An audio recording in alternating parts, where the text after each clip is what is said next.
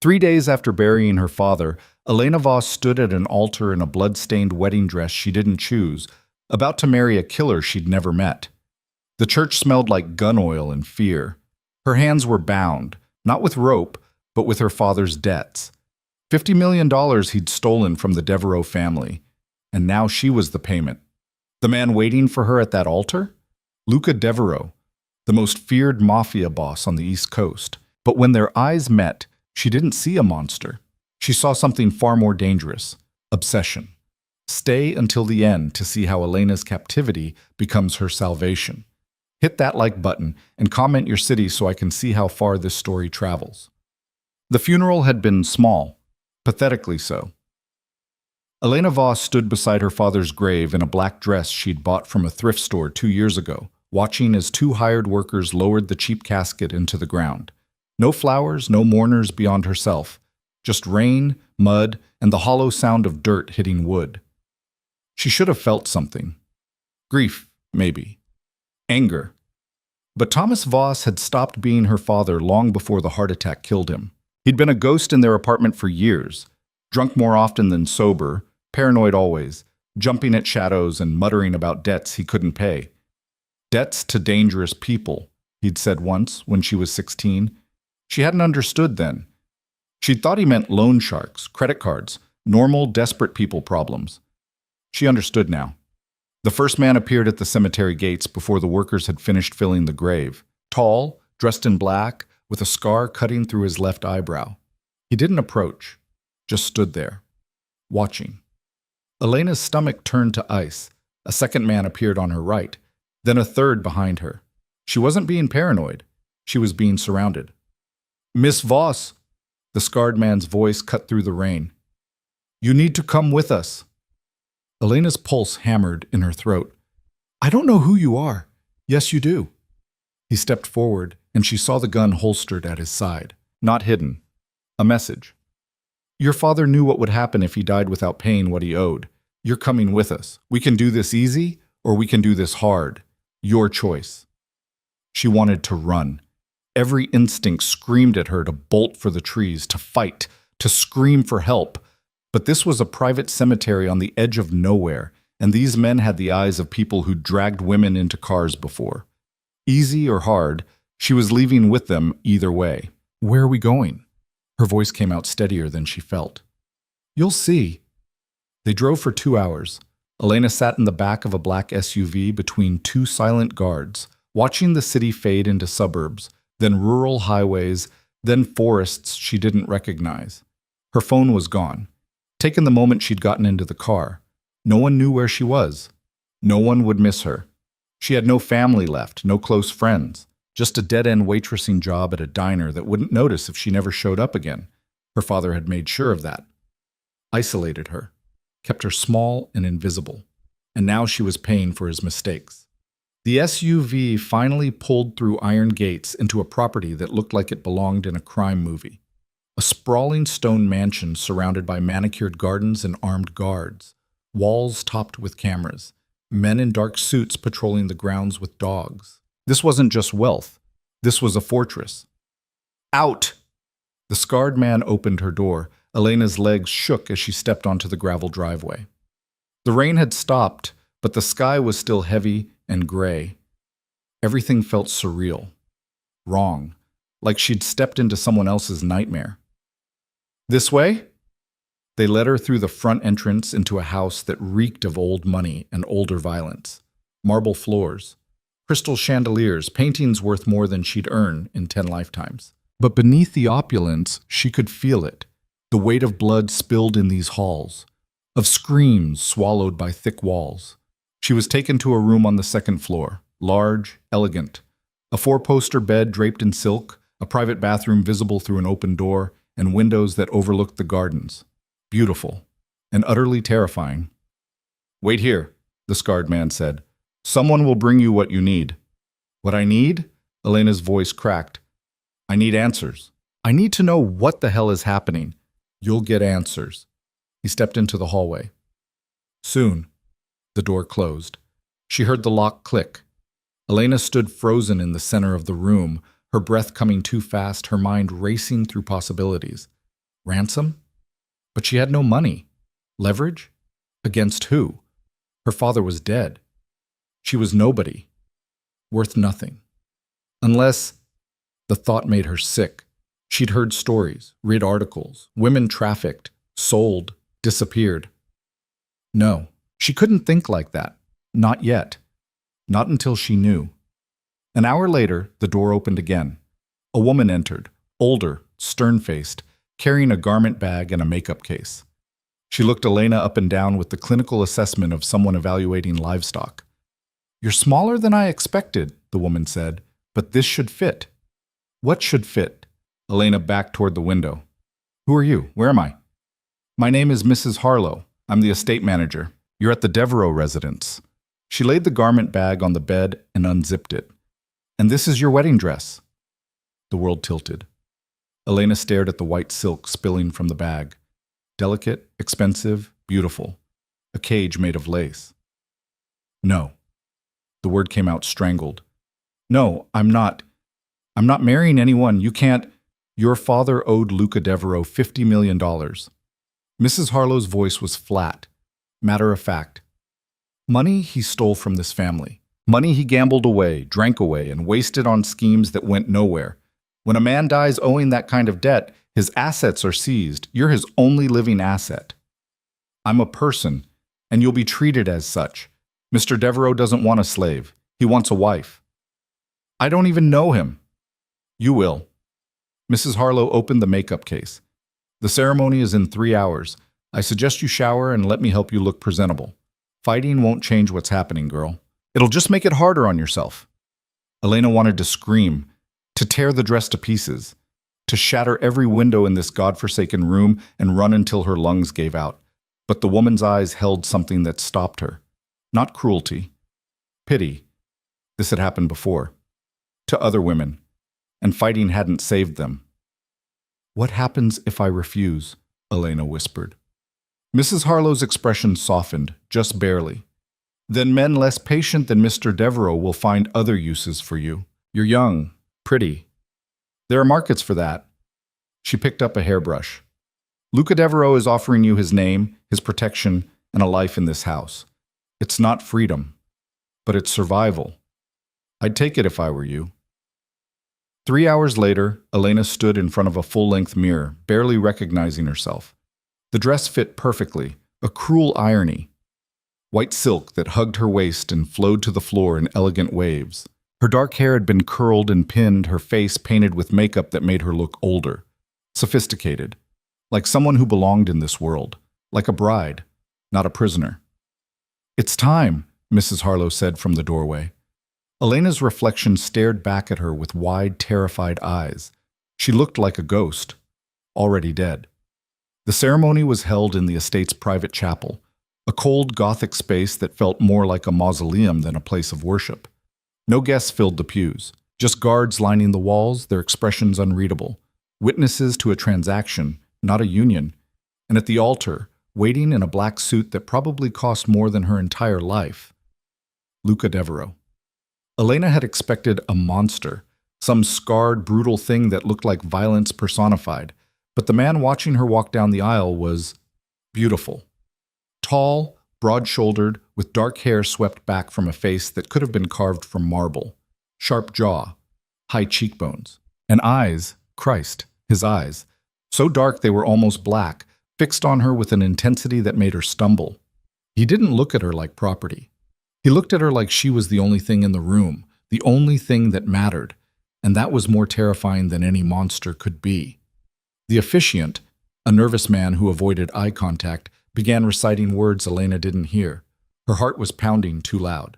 Her hands were shaking. She felt like she might pass out. "Do you, Elena Marie Voss, take this man to be your lawfully wedded husband?" No. No, she didn't. She didn't choose this, didn't want this, didn't... "I do."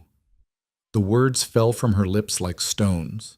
"And do you, Luca Dante Devereaux, take this woman to be your lawfully wedded wife?" Luca's gaze never left hers. "I do." His voice was deep, steady, final. "Then, by the power vested in me, I now pronounce you husband and wife." The officiant closed his book quickly, like he wanted to escape. No one said the rest. No one told Luca to kiss his bride. This wasn't that kind of wedding, but Luca stepped forward anyway. Elena's breath caught as he reached for her, but he didn't grab, didn't force. His hand lifted slowly, giving her time to pull away. When she didn't, his fingers brushed her chin, tilting her face up gently. "Breathe," he murmured, so quiet only she could hear. "You're safe." Then he leaned down and pressed his lips to hers. It wasn't violent, wasn't claiming, just soft, warm. A kiss that tasted like promises she didn't understand. When he pulled back, his thumb traced her cheekbone once before he released her. "Come," he said, offering his arm. "Let's go home." The reception was even stranger than the ceremony. No celebration, no cake or champagne, just Elena and Luca seated at opposite ends of a long dining table in a room big enough to echo. Guards stood at the doors. Mrs. Harlow served food Elena couldn't taste. The silence was suffocating. Luca didn't speak, just watched her with that unnerving focus, like he was memorizing every breath she took. Finally, Elena couldn't stand it anymore. "Why?" Her voice cracked the quiet like breaking glass. Luca set down his fork. "Why what?" "Why marry me? If you wanted revenge for what my father did, there are easier ways, crueler ways." She forced herself to meet his eyes. "So why this?" For a long moment, he just looked at her. Then he stood, moving around the table with the fluid grace of a predator. Elena's muscles locked as he approached, but he stopped a respectful distance away, crouching so they were eye level. "Because I've been watching you for 3 years," he said quietly. Ice flooded her veins. "What?" "Your father stole from me 5 years ago. I tracked him down within 6 months. I could have killed him then. Should have." Luca's jaw tightened. "But I saw you, coming home from your shift at the diner, tired, bruised from carrying trays all day. And you stopped to help an old woman carry her groceries up 4 flights of stairs. No one asked you to, you just did it." Elena couldn't breathe. "I started watching after that. I told myself it was surveillance, making sure your father wasn't hiding assets. But it wasn't." His gaze dropped to her hands, clenched in her lap. "It was you. The way you smiled at customers who treated you like dirt. The way you read books on your breaks. The way you existed in my world without being touched by it. You were light in a life that's only ever been dark. So you stalked me." Anger cut through her fear. "You watched me like some creep, and when my father died, you took me as payment. I saved you." His voice hardened. "You think you were the only one who knew your father died? 3 other families wanted pieces of him, and when they couldn't get him, they'd have come for you, sold you, used you, destroyed you." He stood abruptly. "I claimed you first because I'm the only one who won't hurt you, because I've wanted you since the moment I saw you help that woman, and because I'm selfish enough to keep what I want." Elena's hands trembled. "You don't even know me." I know you're kind in a world that punishes kindness. I know you're strong enough to survive a father who broke you down to nothing. I know you're terrified right now, but you haven't cried once." His expression softened just slightly. "And I know I'll spend the rest of my life earning the choice you didn't get to make today. You can't earn something you stole. Watch me."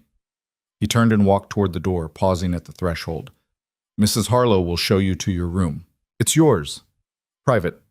I won't come in without permission. You have the run of the house and grounds, but don't try to leave. The guards have orders to stop you, gently, but they will stop you. Anything you need, ask. Anything you want, ask. I'm a lot of terrible things, Elena, but I'm not a liar and I'm not a rapist. You're my wife, not my prisoner." "Those things aren't mutually exclusive," Elena shot back. Luca's smile was grim. "No, they're not. But I'm going to try like hell to make you forget that." Then he was gone, leaving her alone in a dining room that suddenly felt cavernous. The room Mrs. Harlow led her to was even more opulent than the first. A suite, really. Bedroom, sitting area, walk-in closet filled with clothes in exactly her size. Another reminder that Luca had been watching her long before today. "Get some rest," Mrs. Harlow said, her tone almost gentle. "Tomorrow will be easier." Elena doubted that. but she was too exhausted to argue. The moment the door closed, she collapsed onto the bed and finally let herself break. Not crying, just crumbling.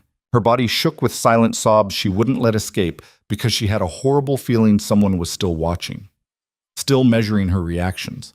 She'd married a stranger, a criminal, a man who'd confessed to stalking her for years and called it salvation. And the worst part, the part that made her sick, was that some tiny, traitorous piece of her had felt something when he'd looked at her, when he'd kissed her, when he'd said she was light in his darkness. She hated herself for it, hated him more. But hate wouldn't get her out of this. Hate wouldn't survive in a house built on violence.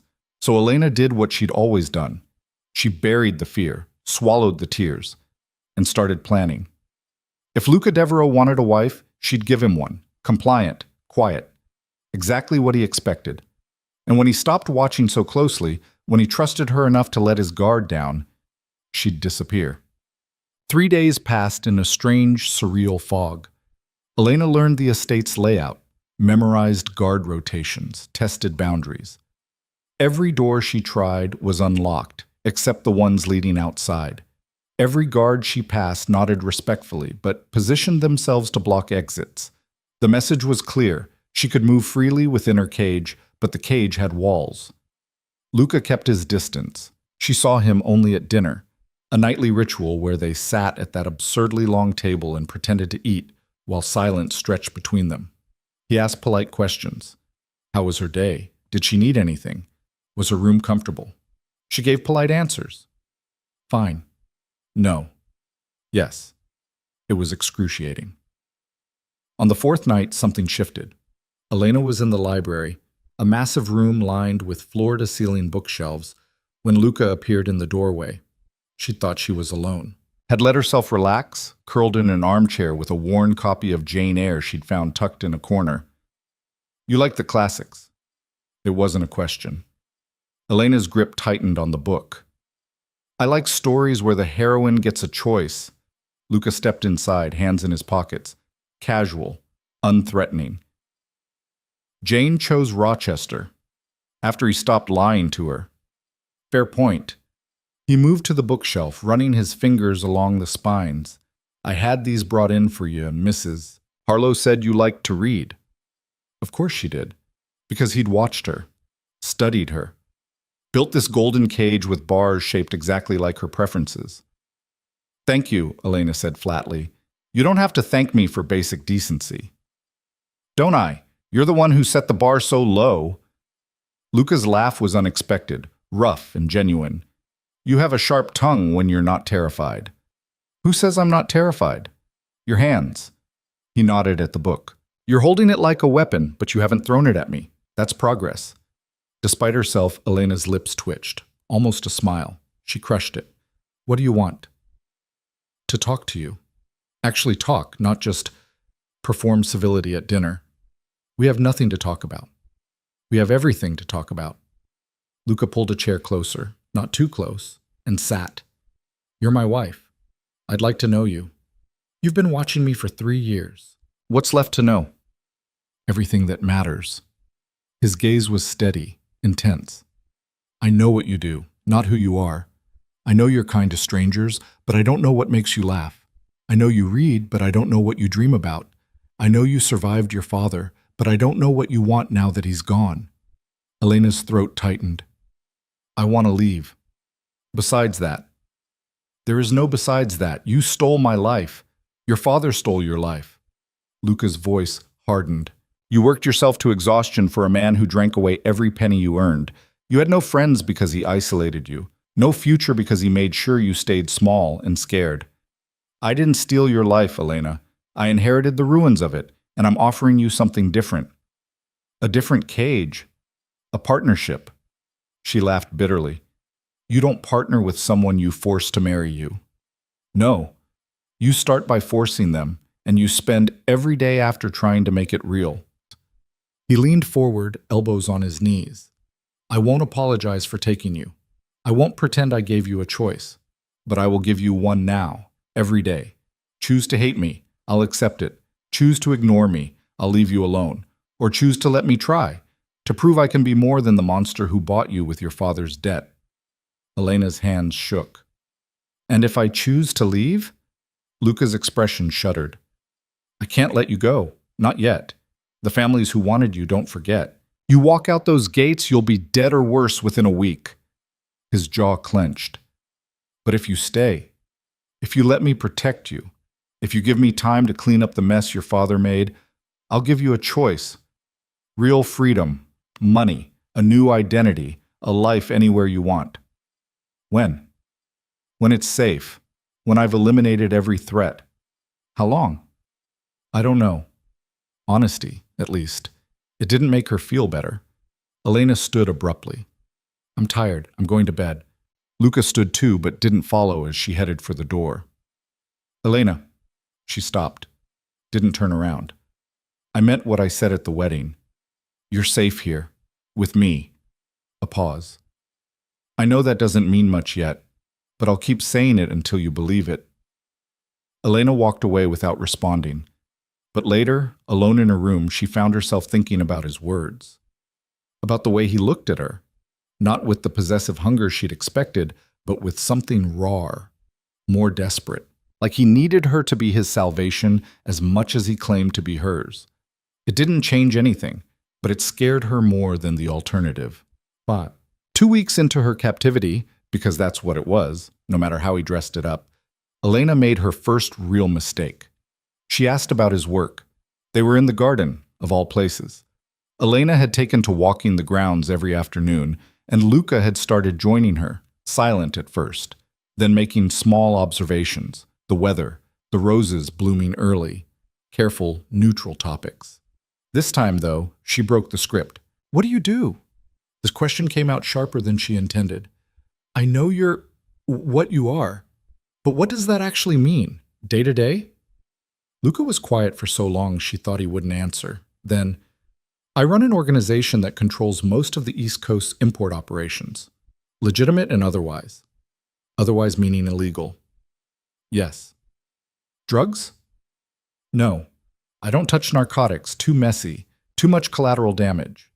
He plucked a rose from a nearby bush, examining it. Weapons, information, protection. I provide services to people who can't go to the authorities. You mean criminals? I mean people the system failed. Yes, some are criminals, some are just desperate. He offered her the rose. She didn't take it. He set it on the bench between them. It's not clean work, it's not noble, but it's what I inherited, and I've made it less monstrous than it was. Less monstrous, Elena repeated. You still kill people. Yes. No hesitation. No justification, just truth. Something twisted in her chest. How many? Do you really want to know? Yes. Luca turned to face her fully. 37. By my own hand. More if you count the orders I've given. His eyes were dark, empty. Most deserved it. Some didn't. I live with that. I don't ask for forgiveness because I won't stop. This is who I am, Elena. This is the man you married. She should have been horrified, disgusted, should have run back to the house and locked herself in her room. Instead, she found herself asking, the ones who didn't deserve it, why? Because someone more powerful ordered it. Because mercy looked like weakness. Because I was younger and stupider and didn't know there was another way. His voice roughened. I can't undo those deaths, can't make them right. But I've tried to be different since he stopped himself. Since when? Since I saw you help that woman with her groceries. Elena's breath caught. You looked at her like she mattered, Luca continued quietly, like her struggle was worth stopping for. And I realized I hadn't looked at anyone like that in years. Everyone in my world is a transaction, a tool, a threat. But you saw a person, and I thought, maybe if I could be the kind of man who deserved someone like you, I could be something better. That's not fair, Elena whispered. You can't put that on me. Your redemption isn't my responsibility. I know. You didn't ask for this. Any of it. He stood, looking down at her with something achingly close to regret. But you're here anyway, and I'm selfish enough to hope that maybe, just maybe, some of your light rubs off. He walked away before she could respond, leaving her alone with a rose and a truth she didn't want to accept. Luca Devereaux was a killer. a criminal, a man who'd stolen her freedom, but he was also broken and trying, and looking at her like she was the answer to a question he'd been asking his whole life. And Elena had no idea what to do with that. The shift happened slowly, imperceptibly at first. Luca stopped hovering, started trusting her with small freedoms, access to his office, permission to use the phone, monitored, but still. Conversations that went beyond surface pleasantries. And Elena, despite every instinct screaming at her to stay distant, started noticing things. The way Luca never raised his voice, even when his men brought him bad news. The way he listened when she spoke, like her words actually mattered. The way he looked exhausted some mornings, like he'd spent the night cleaning up horrors she didn't want to imagine. She learned he took his coffee black, that he'd taught himself to read Russian and Italian because his father had mocked him for being too American, that he hated guns despite being an excellent shot, that he played piano when he thought no one was listening, haunting, melancholic pieces that made her chest ache. She learned he was human, and that terrified her more than the monster ever had. 1 month after the wedding, Elena made her second mistake. She intervened. A man was brought to the estate in the middle of dinner, dragged, really, by 2 guards, beaten, bloody, begging. "Please, Mr. Devereaux, I can explain. You stole from me, Marcus." Luca's voice was cold, detached. $300,000. Did you think I wouldn't notice? My daughter needed surgery, so you stole from me instead of asking. Luca stood, and Elena saw the shift, the shuddering of whatever humanity had been there moments before. "Take him to the East Wing. Make it quick." "No!" The word was out before Elena could stop it. Everyone froze. The guards, Marcus, Luca. Luca turned to her slowly. "Go to your room, Elena." "No," she said again, standing on shaking legs. He was desperate. His daughter is not my problem. "But you could help." "I could." Luca's gaze was flat, dangerous. "I could help every desperate father who steals from me. And then I'd be seen as weak. And then I'd be dead within a year. And you'd be passed to whoever killed me. Is that what you want?" "I want you to show mercy. Mercy is a luxury I can't afford." "Bullshit." Elena's voice rose. "You told me you were trying to be different, better. This is how you do it. Not by killing everyone who crosses you, but by choosing when to show mercy. When to be more than the monster everyone expects." Silence. Lucas stared at her like she'd slapped him. Then, slowly, he looked at Marcus. "How much does your daughter need?" Marcus blinked through swollen eyes. What? "For the surgery." "How much?" 50,000. "I'll pay it, and you'll work off the debt you owe me. Clean, legal work, 10 years. Luca's voice was sharp, final. "But if you ever steal from me again, I'll kill you and everyone you love, understood?" Yes, sir. Thank you." "Don't thank me. Thank my wife." Luca gestured to the guards. "Take him to medical. Get him patched up. Then find out where his daughter is, and make sure she gets the best care available." The guards hesitated, shocked, then moved quickly to obey. When they were alone, Luca turned to Elena. His expression was unreadable. "That," he said quietly, "was either the bravest or stupidest thing you've ever done." Elena's hands were shaking. "Probably both. You undermined me in front of my men. You were about to kill a desperate father. I was about to maintain order.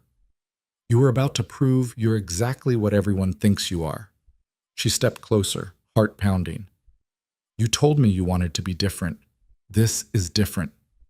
Luca's jaw worked. For a moment, she thought he might explode, might show her the violence she'd been waiting for. Instead, he laughed, low, rough, almost disbelieving. "You're going to get me killed," he said, shaking his head. "Or get yourself killed, I haven't decided which. So I can do it again?" His eyes met hers, and something in them made her breath catch. Heat, admiration, something dangerous and tender all at once. "Yeah," he said softly. "You can do it again." Then he crossed the distance between them in 2 strides, cupped her face in his hands, and kissed her. Not gently this time. Not like the wedding. This kiss was fierce, claiming, desperate, like he was drowning and she was air. Elena gasped against his mouth, and instead of pulling away, she kissed him back. It was insane. Stupid. She barely knew him. Didn't trust him. Shouldn't want this. But his hands were gentle despite the intensity, and he tasted like whiskey and danger and something she couldn't name. And for one breathless moment, she let herself forget everything except the way he made her feel. Seen. Valued. Real. When they finally broke apart, both breathing hard, Luca rested his forehead against hers. "You're dangerous," he whispered. "So are you." "I know. That's why this scares me." He stepped back before she could respond, running a hand through his hair. "I have work to finish. We'll talk later." Then he was gone, leaving Elena alone with a racing heart and the terrifying realization that somewhere between captivity and defiance, something had shifted. She didn't hate him anymore. She wasn't sure what she felt, but it wasn't hate, and that changed everything. The kiss haunted her for days. Elena tried to pretend it hadn't happened, that she hadn't kissed him back, that her heart hadn't stuttered when his hands had cupped her face like she was something precious. But every time she sat across from Luca at dinner, every time their eyes met in passing, she felt it again. That dangerous pull toward a man who'd bought her like property and somehow made her feel more alive than she had in years. It terrified her. What terrified her more was that Luca seemed equally unsettled. He'd grown careful around her, cautious, like she was a grenade he didn't know how to hold. He still joined her for meals, still walked with her in the gardens. But there was a new tension thrumming between them, something electric and unspoken. Neither of them mentioned the kiss. Neither of them could forget it. A week after the incident with Marcus, Elena woke to sounds she didn't recognize. Raised voices, running footsteps, the distant slam of doors. She sat up in the pre-dawn darkness, her pulse already racing. Something was wrong. Before she could cross to the window, her bedroom door burst open. Mrs. Harlow rushed in, still in her nightgown, her usually composed face tight with fear. "Get dressed," she said sharply. "Quickly, dark clothes, nothing that will slow you down." Elena's stomach dropped. "What's happening?" "The Kozlov family is making a move. They've breached the perimeter, Mrs." Harlow was already pulling clothes from the closet. Jeans, a dark sweater, boots. "Mr. Devereaux wants you in the safe room until this is over." "The Kozlovs?" Elena yanked the sweater over her head with shaking hands. "Who are they?" "Russians. They've been trying to expand into Luca's territory for months. They must have decided tonight was their opportunity." She thrust the boots at Elena. "Put these on. Now!" Through the window, Elena could see muzzle flashes in the distance. Hear the sharp crack of gunfire. The estate that had felt like a fortress suddenly felt like a war zone. "How many?" she whispered. "Too many." Mrs. Harlow grabbed her arm. "Come on!" They ran through hallways Elena had memorized, but everything looked different in the chaos. Guards rushed past them, weapons drawn. Somewhere below, glass shattered. A man screamed, cut off abruptly. Mrs. Harlow pulled her into what looked like a study, shoving books aside on a shelf to reveal a keypad. She punched in a code, and the entire bookcase swung inward with a pneumatic hiss. "Inside," she ordered. Elena hesitated at the threshold of the hidden room. It was small, windowless, lined with monitors showing security feeds from around the estate. She could see the firefight unfolding in real time, bodies on the ground, Luca's men taking cover, and there, Luca himself moving through the chaos with terrifying precision. No hesitation, no fear, just cold, calculated violence. Elena watched him put 3 bullets in a man's chest without flinching. "Mrs. Harlow, he'll be fine. He's survived worse." The older woman's voice was firm, but her hands trembled as she activated the monitors. "This room is reinforced. Even if they breach the house, they won't find you. Do not open this door for anyone except Mr. Devereaux or myself. Do you understand?" "You're leaving?" "I have to help coordinate the defense. You'll be safe here." "Wait." But Mrs. Harlow was already closing the door, sealing Elena inside. The lock engaged with a heavy thud, and Elena was alone with nothing but monitors showing a battle she couldn't stop, and a phone that connected only to Luca's security team. She sank into the chair facing the screens, her whole body shaking. This was his world, this violence, this brutality. She'd known it intellectually, but seeing it, watching men die on the manicured lawns she'd walked through just yesterday, made it visceral, real. Luca appeared on one of the screens, taking cover behind a marble fountain. He was shouting orders Elena couldn't hear through the silent feed. Blood streaked his shirt. She couldn't tell if it was his. Her chest constricted painfully. Don't die, she thought desperately. Please don't die. The thought should have shocked her. She should want him gone, should see this as an opportunity for freedom if the Kozlovs won. But all she could think was that if Luka died, she'd never know what they could have been. Would never get to understand this strange, impossible thing growing between them. The battle lasted 47 minutes. Elena counted every second on the digital clock in the corner of the monitors, watching as Luka's men slowly pushed back the invaders. Bodies accumulated on both sides. The rose garden she'd loved was shredded by gunfire. The fountain where Luka had taken cover was pocked with bullet holes. Finally, the last of the attackers either fell or fled. Luka stood in the center of the carnage, chest heaving, guns still raised. Even through the grainy feed, Elena could see the tension in his shoulders, the way he scanned the grounds for remaining threats. He was alive. She pressed her hand to her mouth, swallowing back a sob she didn't understand. 20 minutes later, the door locks disengaged. Elena scrambled to her feet as it swung open. Luka stood on the other side, looking like he'd walked through hell. Blood splattered his face and clothes. A cut above his eyebrow dripped red down his temple. His hands were still shaking with adrenaline, but his eyes, those dark, intense eyes, locked onto hers with something that looked like relief. Elena. Her name came out rough, broken. Are you hurt? She shook her head, unable to speak. Luka crossed the distance between them in 2 strides and pulled her into his arms. It wasn't gentle, wasn't careful.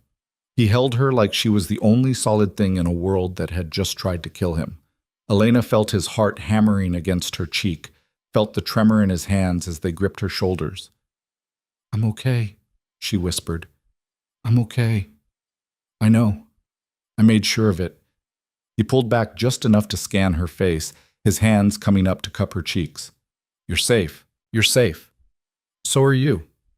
Something cracked in his expression. Yeah, I am. Then he kissed her like he'd been drowning and she was oxygen. Elena kissed him back without thinking, her hands fisting in his ruined shirt, tasting copper and desperation. This wasn't like the first kiss. This was raw, urgent. 2 people clinging to each other in the aftermath of violence. When they broke apart, both breathing hard, Luka rested his forehead against hers. I was terrified, he admitted quietly. When I heard they'd breached the perimeter, all I could think was that I couldn't lose you. Not now, not before... He stopped himself. Before what? Before you chose me. His voice was barely a whisper. Really chose me. Not because you were trapped or scared, but because you wanted to. Elena's throat tightened. Luka, I know I don't deserve it. I know I forced this. But Elena, if something had happened to you tonight, his hands tightened on her face. I would have burned the world down. She believed him. That was the terrifying part. She believed every word. How many did you lose? She asked instead. 4 men dead. 6 injured. His jaw clenched. The Kozlovs lost twice that, but they made their point. Which is? That I'm vulnerable. That caring about you makes me weak. He stepped back, running a hand through his blood-matted hair. They'll come again, harder, smarter. They'll use you to get to me. Then let me go. The words came out before she could stop them. Give me that new identity you promised. Send me away. I'll disappear, and you'll be safe. No. The word was sharp, final. I can't. You mean you won't? I mean I can't. Luka's eyes were wild, desperate. I tried, Elena. After that kiss, I tried to convince myself to let you go, to do the right thing. But I can't. I'm too selfish, too broken. I need you here. He turned away, his hands clenching into fists. I need you to make me believe I can be something other than this. Elena stared at his back, at the rigid line of his shoulders, and felt something shift inside her chest, something dangerous and tender and completely insane. Then stop hiding from me, she said quietly. Luka turned slowly. What? You want me to choose you? Then let me see you. All of you. Not just the man who plays piano and drinks black coffee. Not just the monster who kills people. All of it. She stepped closer. Show me who Luca Devereaux really is, and maybe I'll choose to stay. For a long moment, he just stared at her. Then slowly, he nodded. Okay, he said. Okay. He offered his hand. Elena took it and let him lead her out of the safe room and into the ruins of a battle she was only beginning to understand. The next morning, Elena woke to find Luca sitting in the chair beside her bed. Not in her bed, not touching her. Just sitting there in the pre-dawn light, watching her sleep with an expression that made her chest ache. How long have you been there? She asked, voice rough with sleep. A while. He didn't look away, didn't apologize. I needed to see you breathing, to know last night was real and you're still here. Elena sat up, pulling the blanket around her shoulders. Did you sleep at all? No, too much to do, bodies to move, damage to assess, messages to send. Messages? To the Kozlovs, so they know what happens when they come for what's mine. His voice was cold, empty. The voice of a man who'd spent the night doing terrible things. Elena should have been frightened, should have remembered that this was who he was, but all she could think was that he looked exhausted, haunted, human. Come here, she said quietly. Luca's eyes widened slightly. Elena, I'm not asking you to do anything, just come here. Slowly, he stood and crossed to the bed. Sat on the edge, careful not to touch her. The mattress dipped under his weight. Elena shifted, making room. Lie down. I'm covered in... I haven't showered. I shouldn't... Luca, lie down. He stared at her for a heartbeat longer, then obeyed. Stretched out on top of the covers, still fully dressed in clothes stiff with dried blood. His body was rigid, uncomfortable. Elena turned on her side to face him. When was the last time someone took care of you? The question seemed to shock him. I don't know. Then let me. Just for right now, just this once. She reached out and brushed the hair back from his forehead, her fingers gentle against his skin. Luca's eyes closed like the touch hurt. Like kindness was a foreign language he'd forgotten how to speak. You don't have to do this, he said roughly. I know. I don't deserve it. I know that too. Her hand moved to his cheek, her thumb tracing the sharp line of his jaw. But I'm doing it anyway. Something broke in his expression. He turned his face into her palm, his breath shuddering out like he'd been holding it for years. I'm so tired, he whispered. I'm so goddamn tired of being this. Then rest. Just for a little while. Elena kept stroking his hair, his face, gentle touches that asked for nothing and gave everything. And slowly, impossibly, she felt the tension drain from his body, felt him relax into the mattress, into her touch. Within minutes, he was asleep. Elena watched him in the growing light, this dangerous man who'd become her husband, her captor, her something. She didn't have a word for what he was to her now, didn't know if such a word existed. But as she watched him sleep, truly sleep, without the careful guard he always maintained, she felt something settle in her chest. A decision she hadn't known she was making. She wasn't leaving, not yet, maybe not ever. Because somewhere between the forced marriage and the stolen kisses and the violence that had nearly destroyed them both, she'd started to care. To see past the monster to the man underneath. The man who played haunting melodies on the piano. Who showed mercy when she asked. Who looked at her like she was the only thing keeping him tethered to his humanity. It was insane, stupid, Stockholm Syndrome, probably. But it was real. And Elena had been invisible for so long that being seen, truly seen, felt like coming alive. Even if the man doing the scene was a killer, even if staying meant becoming part of his dark world, even if everything about this was wrong, she'd choose it anyway. When Luca woke 3 hours later, Elena was still there, still watching him, still touching him, like he was something worth caring for. Hi, she said softly. Hi. His voice was rough with sleep, vulnerable. I fell asleep. You needed it. I got blood on your sheets. I have others. Luca sat up slowly, scrubbing a hand over his face. I should go. Shower. Change. Let you... Luca. He stopped, looking at her with those dark, cautious eyes. I'm not leaving. Elena said. I'm choosing to stay. Not because I'm trapped. Not because I'm scared. Because I want to understand this. Us. Whatever this is. Luca's breath caught. Elena, I'm not saying I love you. I'm not saying I forgive you for how this started, but I'm saying I'm here. Really here. And I want to know who you are when you're not trying to be the monster everyone expects.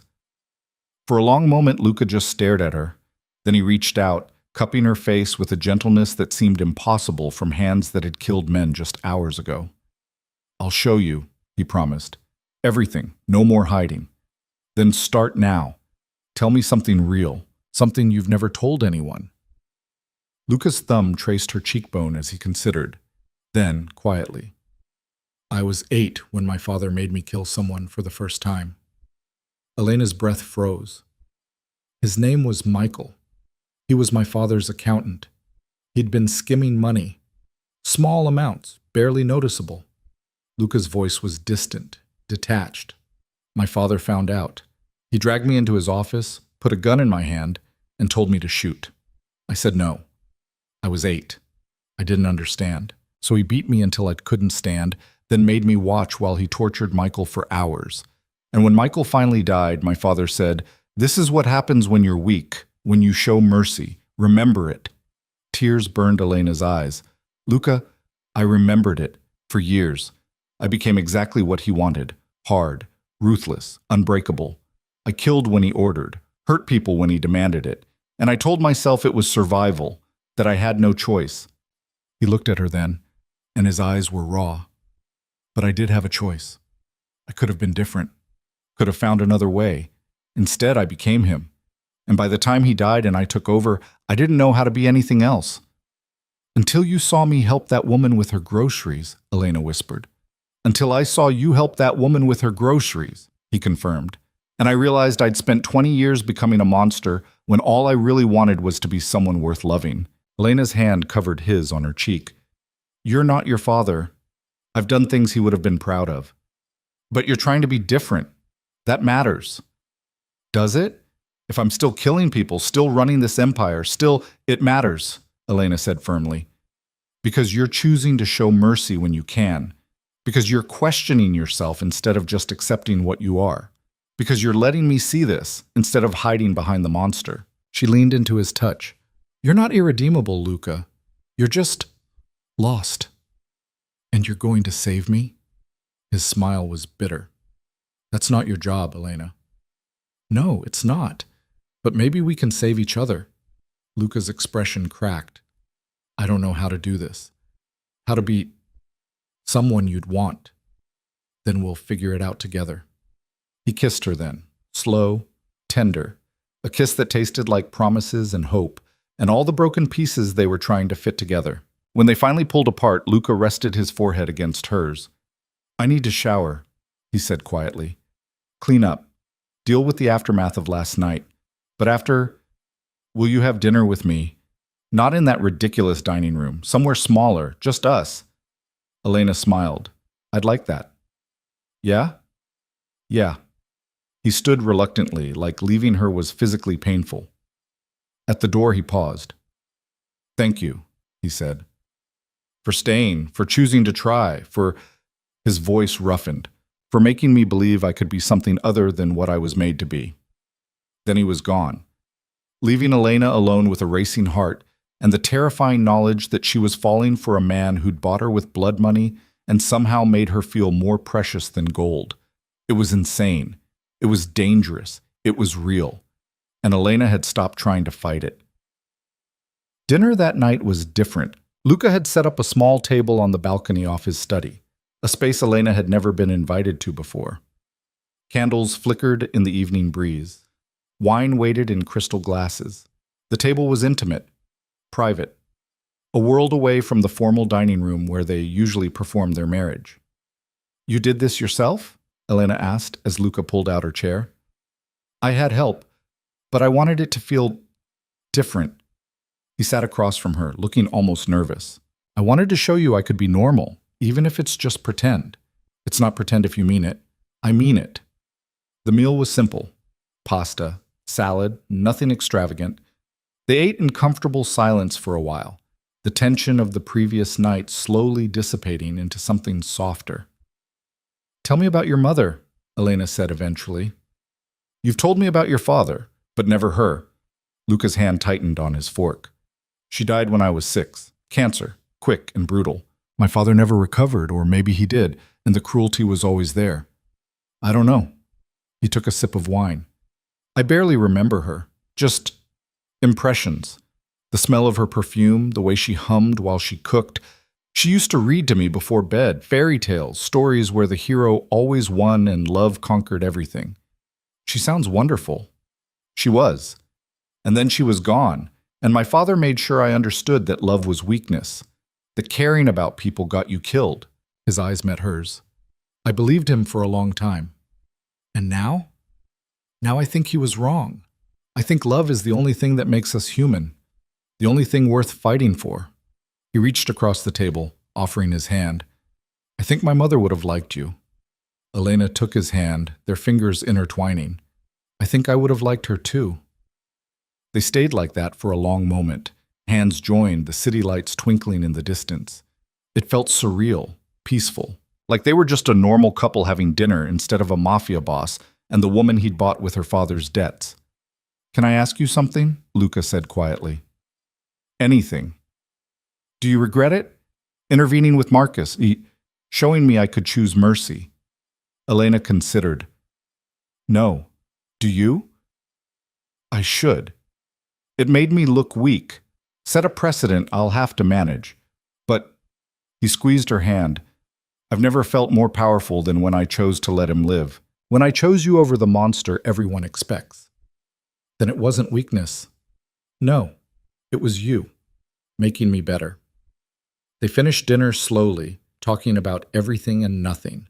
Elena told him about the books she loved, the places she dreamed of traveling but never could. Luca told her about the estate's history, the gardens his mother had planted, the piano she'd taught him to play before she died. It was easy, natural, like they'd been doing this for years instead of weeks. When the meal ended, Luca stood and offered his hand again. "Dance with me?" Elena raised an eyebrow. "There's no music." "There is if you listen." He pulled out his phone and soft piano music filled the air. The same haunting melody Elena had heard him play late at night when he thought no one was listening.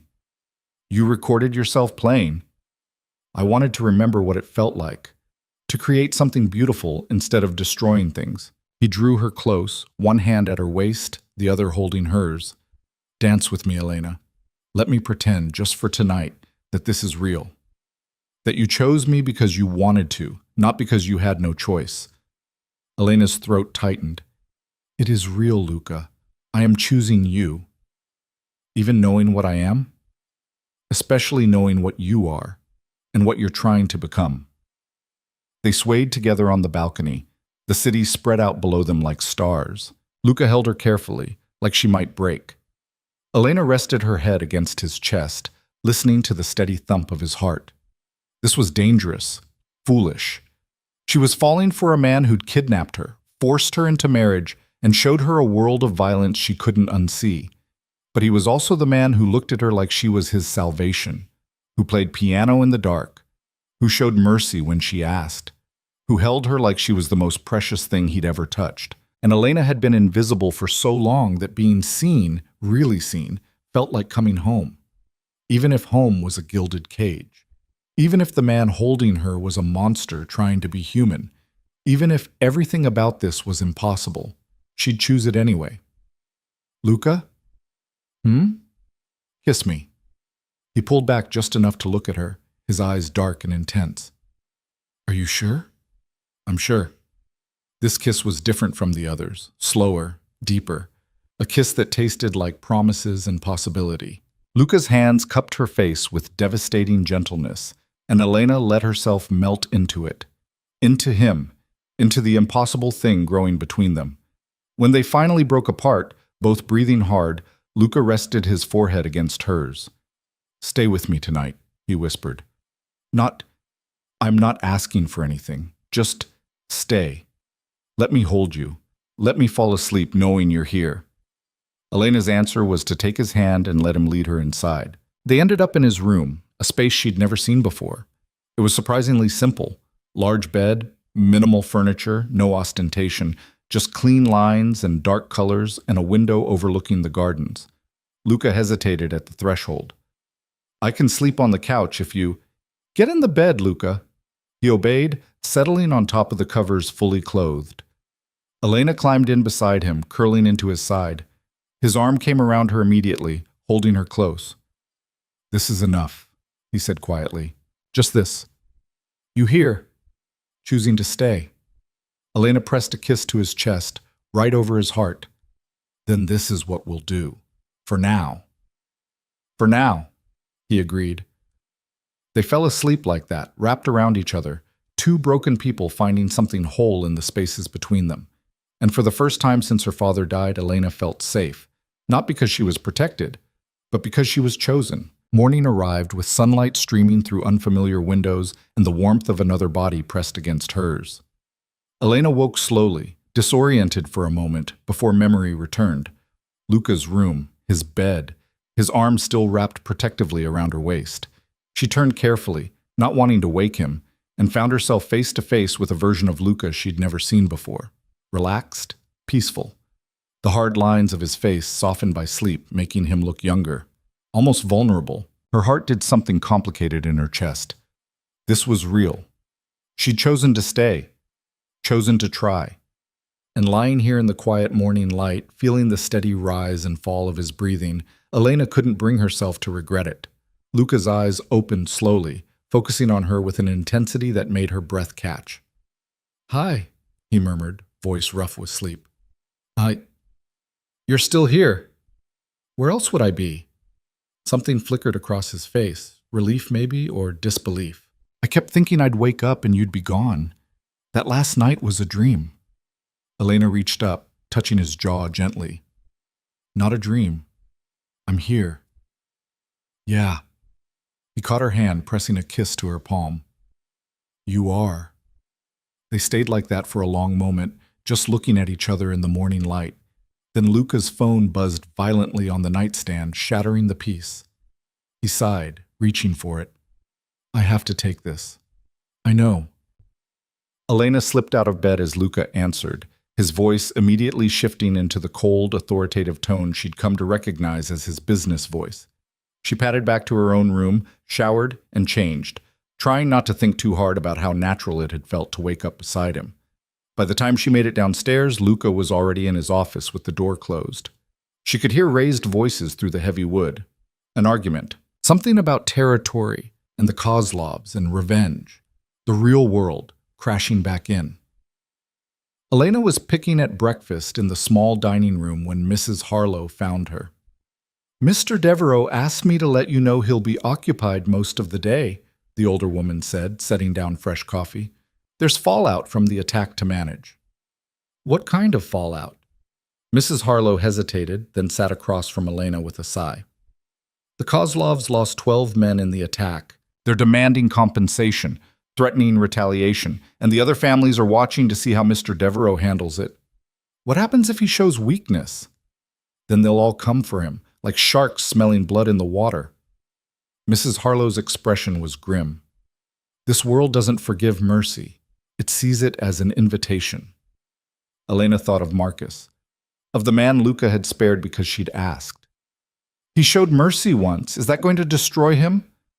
I don't know, but I do know that in 20 years of working for this family, I've never seen Mr. Devereaux look at anyone the way he looks at you. Mrs. Harlow's voice softened. Whatever is happening between you two, it's changing him. Whether that's good or bad remains to be seen. Before Elena could respond, the office door slammed open.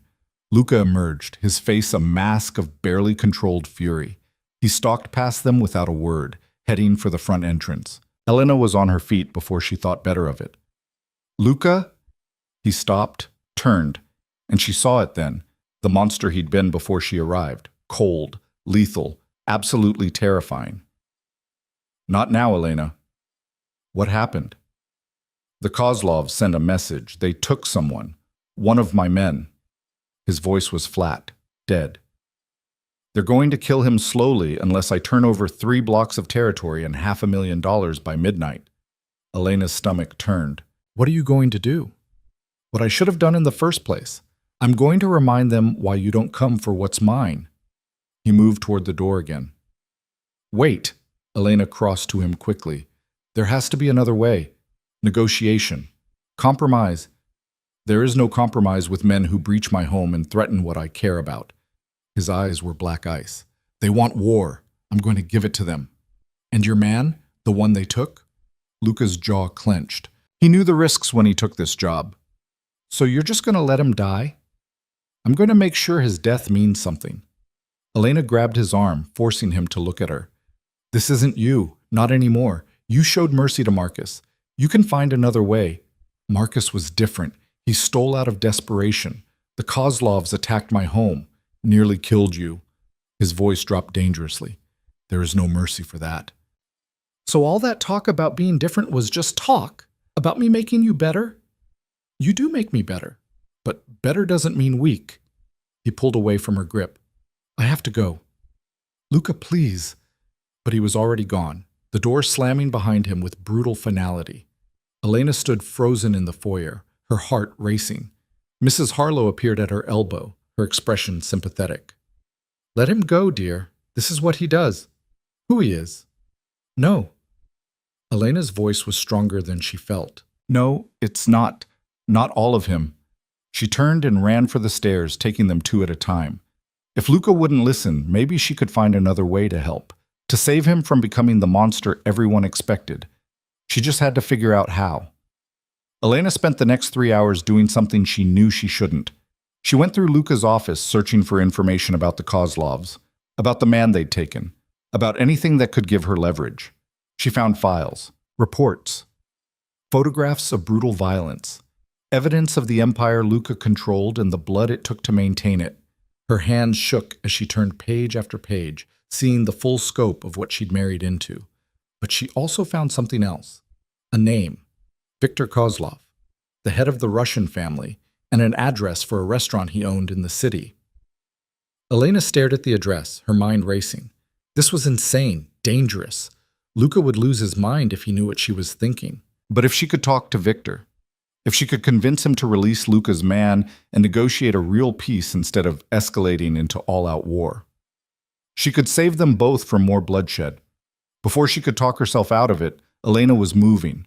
She grabbed her phone, called for a car, one of Luca's drivers, a young man named James who'd always been kind to her, and told him she needed to go into the city. Mr. Devereaux said you're not to leave the estate, ma'am, James said nervously. Mr. Devereaux isn't here, and I'm not asking permission. I'm his wife, and I'm telling you to drive me. Elena's voice was firm, commanding, a tone she'd never used before. Now, please. James hesitated, then nodded. Yes, ma'am. The drive into the city took 40 minutes. Elena spent every second of it questioning her sanity. This was stupid, reckless. She didn't know these people, didn't know if they'd even listen to her. But she knew Luca, knew that if he went to war with the Kozlovs, more people would die, including, possibly, him. And she couldn't let that happen. The restaurant was in a part of the city Elena had never visited. Expensive, exclusive, the kind of place where men in expensive suits made deals that never appeared on paper. She walked in with her head high and her heart in her throat, approaching the hostess with what she hoped was confidence. I need to speak with Viktor Kozlov. The hostess's eyes widened. Do you have an appointment? No, but tell him Elena Devereaux is here. He'll want to see me. The woman disappeared into the back. Elena waited, acutely aware of the eyes on her. The men scattered throughout the restaurant, all watching her with varying degrees of interest and suspicion. 5 minutes later, the hostess returned. Follow me. Elena was led through the restaurant to a private room in the back, opulent, dark wood and leather. And at the head of the table, a man who could only be Viktor Kozlov. He was older than she expected, 60s maybe. Silver hair, sharp eyes, a face that had seen violence and dished it out in equal measure. Mrs. Devereaux. His accent was thick, Russian. What an unexpected pleasure. Elena forced herself to meet his gaze. We need to talk. About your husband's impending assault on my operations, or about the fact that you've walked into my establishment without protection, Making yourself the perfect bargaining chip? Victor smiled, and it was cold, predatory. You're either very brave or very stupid. Maybe both. Elena's voice didn't shake. A miracle. But I'm also the only chance you have to end this without a war that destroys both our families. Victor leaned back in his chair, studying her. Interesting. Your husband attacks my men, kills a dozen of my soldiers, and you think you can negotiate peace? Your men attacked his home first, nearly killed me in the process. You escalated this. We were making a point, and he'll make one back, a bigger one. You know his reputation. You know what he's capable of when someone threatens what he cares about. Elena stepped closer to the table. But he's also capable of mercy. I've seen it, and I'm here to offer you the same choice. What choice is that? Release his man, unharmed, negotiate a real peace, new territory lines, compensation for your losses, whatever it takes. End this before it becomes a bloodbath neither side can survive. Victor laughed. Actually, laughed. And why would I do that? I have the leverage. I have his man. I have you now, if I choose to take you. Because if you take me, Luca won't just come for you. He'll burn your entire organization to the ground. Every business, every holding, every person you've ever cared about. You think you've seen his violence? You haven't seen what he'll do for me. The room fell silent. Victor's smile faded. You love him. It wasn't a question. Elena didn't deny it. I do. And he loves me. Which means your leverage just became a death sentence if you use it. She pulled out a chair and sat, projecting a confidence she absolutely didn't feel. So here's what's going to happen. You're going to release Luca's man as a show of good faith. You're going to agree to sit down with him, with me there as mediator, and negotiate a real treaty. And in exchange, I'll convince him to give you the compensation you're asking for, maybe even one of those blocks of territory. And if I refuse, then you'll have a war with a man who has nothing left to lose. A man who will sacrifice everything, including himself, to make sure you pay for threatening me. Elena's voice was steady, clear. Is your pride worth that? Victor stared at her for a long, tense moment. Then he picked up his phone and made a call. Spoke rapid Russian that Elena couldn't follow. When he hung up, he looked at her with something that might have been respect. Your husband's man will be released within the hour, unharmed. As for the rest, he stood, buttoning his suit jacket. I'll consider your proposal, but understand this, Mrs. Devereaux. The only reason I'm even entertaining this conversation is because I see something in you that I didn't expect. What's that? Steel. You walked into the lion's den to save a man who bought you like property. That takes either love or insanity. His smile was grim. I'm curious to see which. Does it matter? Not really. Either way, you're more dangerous than you look. He moved toward the door. Go home, Mrs. Devereaux. Tell your husband I'll be in touch. And tell him if he's smart, he'll listen to you more often. Women like you are rare in this world. Elena stood on shaking legs. Thank you. Don't thank me yet. This isn't over, but perhaps it doesn't have to end in blood. He paused at the threshold. One more thing. Your driver is waiting outside, but you should know, 2 of my men followed you here. They've been watching since you arrived. Elena's heart stopped. Are they? They're leaving, as a courtesy, this time. Victor's eyes were hard. Don't make me regret showing mercy, Mrs. Devereaux. I'm not as forgiving as your husband. Then he was gone, leaving Elena alone in the room with her racing heart and the terrifying knowledge of what she'd just done. She'd negotiated with the enemy, without permission, without backup, without any guarantee it would work. Luca was going to lose his mind. Elena made it back to the estate just as the sun was setting. She'd barely stepped through the front door when she was grabbed, gently but firmly, by one of Luca's guards. Mr. Devereaux wants to see you, now. Her stomach dropped. How much trouble am I in? The guard's expression was carefully neutral. Considerable, ma'am. She was escorted to Luca's office. The door was closed. Elena could hear raised voices inside. Luca and someone else, arguing about something she couldn't make out. The guard knocked once, then opened the door. Luca stood behind his desk, still in the clothes he'd left in that morning. But everything about him had changed. The cold fury was gone. replaced by something worse. Fear. Raw, undisguised fear. Out, he snapped at the guard. Everyone out. Now! The room emptied in seconds, leaving just the two of them. The moment the door closed, Luca crossed the space between them in 3 strides and pulled Elena into his arms. Held her so tightly she could barely breathe. "You stupid, reckless, brilliant woman," he said against her hair. "What the hell were you thinking? How did you—" "Oh, Victor called me. Told me my wife had walked into his restaurant and negotiated the release of my man like she was brokering a corporate merger." Luca pulled back, gripping her shoulders. "Do you have any idea how dangerous that was? He could have taken you, killed you, used you to destroy everything. But he didn't. He listened. And he released your man, didn't he? That's not the point. That's exactly the point." Elena's voice rose to match his. "You were going to start a war. People were going to die. And I stopped it. By putting yourself in danger. By doing what you've been trying to do since I got here. Being something different. Choosing mercy over violence." She pushed against his chest. "You can't ask me to make you better and then get angry when I actually try." Luca stared at her, his chest heaving. Then, without warning, he kissed her. Hard, desperate. A kiss that tasted like fear and fury and something deeper. When he pulled back, his hands were shaking. "I got the call that you'd left the estate, and I thought—" His voice broke. "I thought they'd taken you, that I'd lost you. And Elena, I can't lose you. Not now. Not when you've become the only thing that matters.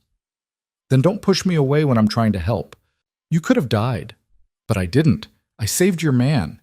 I bought you time to negotiate instead of going to war. I did what you would have done if pride wasn't in the way." She cupped his face, forcing him to look at her. "You taught me that mercy can be strength. I'm just showing you it's true." Luca's laugh was broken, ragged. "You're going to be the death of me. Or the saving of you." He kissed her again, softer this time, tender, like she was something precious he'd almost lost. "Victor wants to negotiate," Luca said when they finally broke apart. "He's agreed to a sit-down, with you there." "That's good, right? That's terrifying, because it means you've made an impression. They'll remember you now, use you if they can. You've painted a target on your back." "I already had one, the moment I became your wife." Elena's voice was steady. "At least now I'm choosing to be part of this instead of just being protected from it." Luca studied her for a long moment. Then slowly he nodded. "Okay, we do this together. But Elena—" His grip tightened. "If anything happens, if anyone so much as looks at you wrong, I'm burning that negotiation to the ground. Understood?" "Understood." "Good." He pulled her close again, resting his chin on top of her head. "My man, the one they released, his name is Daniel. He wants to thank you." "He doesn't need to He does. You saved his life. The least you can do is let him acknowledge it." Elena nodded against his chest, breathing in the scent of him. Gunpowder and expensive cologne and something uniquely Luca. "I was so scared," she admitted quietly, walking in there, facing Victor. "But I kept thinking about you, about what you'd do. And I just did it. You're braver than I am." "No, I'm just stubborn." Luca's laugh rumbled through his chest. "That too." They stood like that for a long moment, wrapped around each other, both realizing how close they'd come to losing something they hadn't even named yet. "Stay with me tonight," Luca said finally. "Not just sleeping, stay with me. Let me hold you. Let me convince myself you're real and safe and here."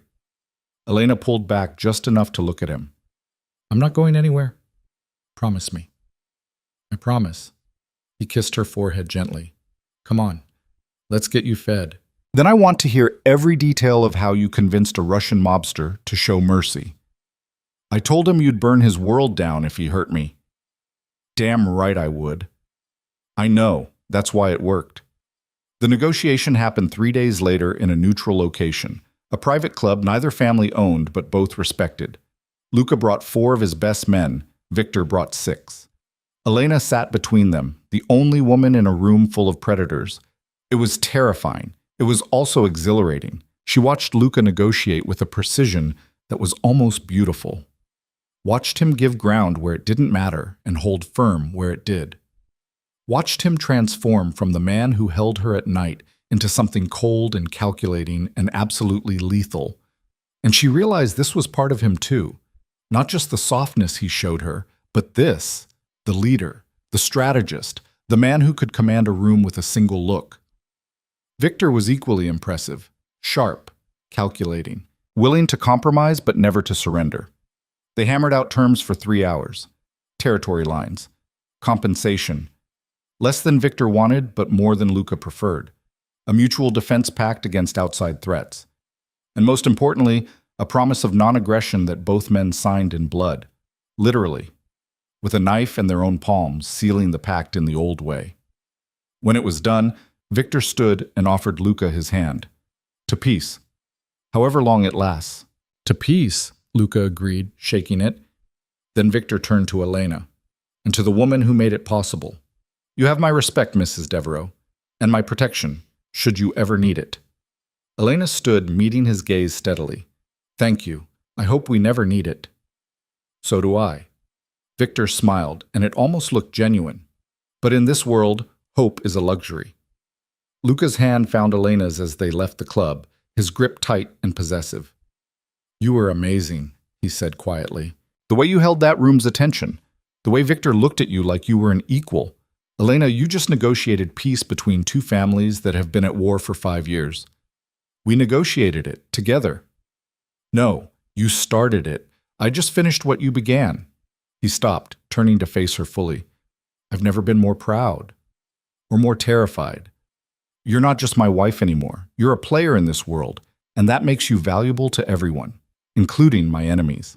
I can handle it. I know you can. That's what scares me. He cupped her face gently. But I'm done trying to protect you from this life.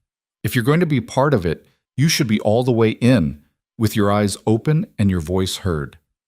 Elena's heart swelled. You mean that? I mean it. From now on, we're partners, equal partners, in everything. Everything? Luca's smile was slow, devastating. Everything. He kissed her right there on the street, in front of his guards and anyone watching.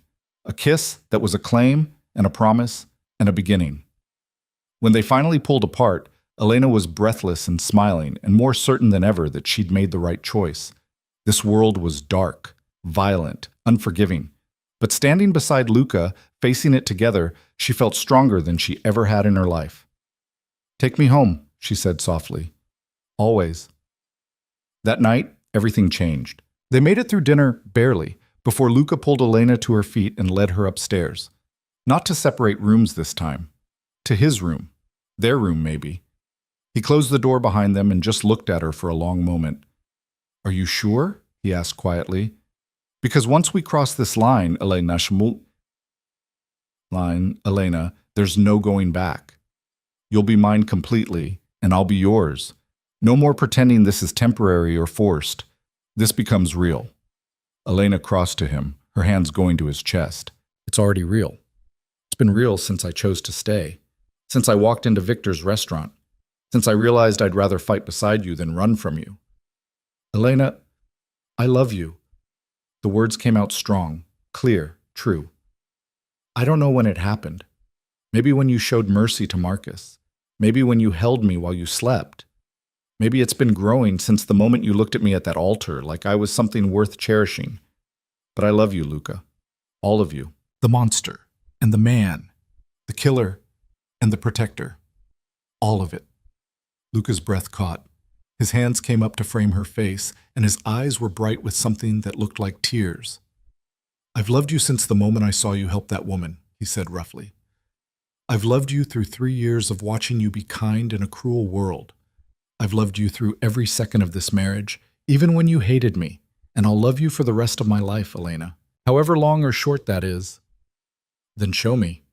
He kissed her like a drowning man finding air, like she was salvation and sin and everything in between. And Elena kissed him back with everything she had, pouring years of invisibility and loneliness and fear into the kiss, transforming it all into this. Into choosing him, into loving him, into becoming his completely. And when they finally fell into bed together, when Luca made love to her with a tenderness that made her cry and a passion that set her on fire, Elena knew she'd found something she hadn't even known she was searching for. Home. Not in a place or a person, but in the choice to love someone broken and let them love you back. In the decision to see past the monster to the man underneath. In the courage to stay when leaving would be easier. Afterward, they lay tangled together in the darkness, Luca's fingers tracing idle patterns on her skin. "I'm still scared," he admitted quietly. "That I'll mess this up, that I'll hurt you, that I'll become my father and destroy the best thing that ever happened to me." Elena turned in his arms, pressing her hand over his heart. "Then we'll be scared together. And when you start becoming him, I'll pull you back. That's what partners do." "Partners," Luca repeated, smiling. "I like the sound of that." "Good, because you're stuck with me now. Best thing I ever stole." "Luca Fitch." I know. You chose me, but I'm still going to take credit for having the good sense to claim you in the first place." He kissed her forehead. "Thank you." "For what?" "For seeing me, for staying, for making me believe I could be something other than what I was made to be." His voice roughened. "For loving me when I didn't deserve it." "You deserve it now." "I'm going to spend the rest of my life making sure that stays true." Elena believed him. Against all logic and reason, she believed him. And as she drifted off to sleep in his arms, safe and chosen and loved, she couldn't bring herself to regret a single moment of the journey that had brought her here. Even the painful parts, even the forced beginning. Because this, lying in Luca's arms, knowing she was his and he was hers, was worth every moment of fear and uncertainty. It was worth everything. 3 weeks of peace felt like a lifetime, and an eye blink all at once. Elena woke each morning wrapped in Luca's arms, learning the geography of his body, the way she'd once memorized the layout of the estate. The scar on his ribs from a knife fight when he was 19. The burn mark on his shoulder from a cigarette his father had pressed there when he was 12. The calluses on his hands from the gun he'd learned to shoot before he could properly read. Each mark told a story. Each story made her love him more. They fell into a rhythm that felt almost normal. Breakfast together, where Luca read the financial reports, while Elena worked through Italian lessons he'd insisted on teaching her. Afternoons where she sat in on his meetings, at his insistence, not hers, learning the intricacies of the world she'd married into. Evenings in the garden or the library, stealing moments of quiet between the chaos of running an empire. And nights. Nights where they came together like they were trying to make up for all the years they'd spent alone. Where Luca worshipped her body like she was sacred and she gave herself to him completely, no more walls between them. It was perfect, which should have been Elena's first warning that it couldn't last. The call came on a Tuesday morning while they were still in bed. Luca's phone buzzed, and Elena felt him tense immediately against her. "It's Marcus," he said quietly, checking the screen. "Something's wrong." He answered, and Elena watched his face transform. The softness that had been there moments ago vanished, replaced by cold calculation. "When?" Pause. "How many?" Another pause. "No, don't engage. Fall back to the secondary location. I'm on my way." He hung up and was out of bed before Elena could ask questions, already pulling on clothes with the efficiency of someone who'd done this 1,000 times. "What happened?" "The Castellanos hit one of our warehouses. They took the entire shipment, 2 million in merchandise, and killed 3 of our guards." Luca's voice was flat, controlled. But Elena could see the fury simmering beneath. "This is a declaration of war." Elena's blood ran cold. "The Castellanos? I thought Victor was our only threat." "Victor was the threat we knew about. The Castellanos have been quiet for months, letting us think they'd accepted the new territory lines." He strapped on his shoulder holster, checking his gun with practiced ease. "Apparently they were just waiting for the right moment to strike." "What are you going to do?" Luca paused, looking at her with an expression that made her heart sink. "What I have to. They killed my men, Elena. Stole from me. If I don't respond, every family on the East Coast will see it as weakness." "So you're going to kill them back, start another war?" "I'm going to defend what's mine." "And how is that different from what the Kozlovs did? What you almost went to war over before I stopped you?" Elena climbed out of bed, wrapping herself in a robe. "Luca, we just negotiated peace, If you retaliate now, you'll destroy everything we built. They destroyed it when they attacked my people. He crossed to her, gripping her shoulders. I know you want me to be different, better, and I'm trying. But there are lines, Elena, rules in this world. If I let this stand, I'm dead within a month. Then find another way. The way we did with Victor. There is no other way with the Castellanos. They're not like Victor.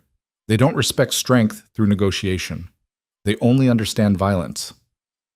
His jaw clenched. I have to go. Stay here. Don't leave the estate. I'll have extra guards posted. Luca?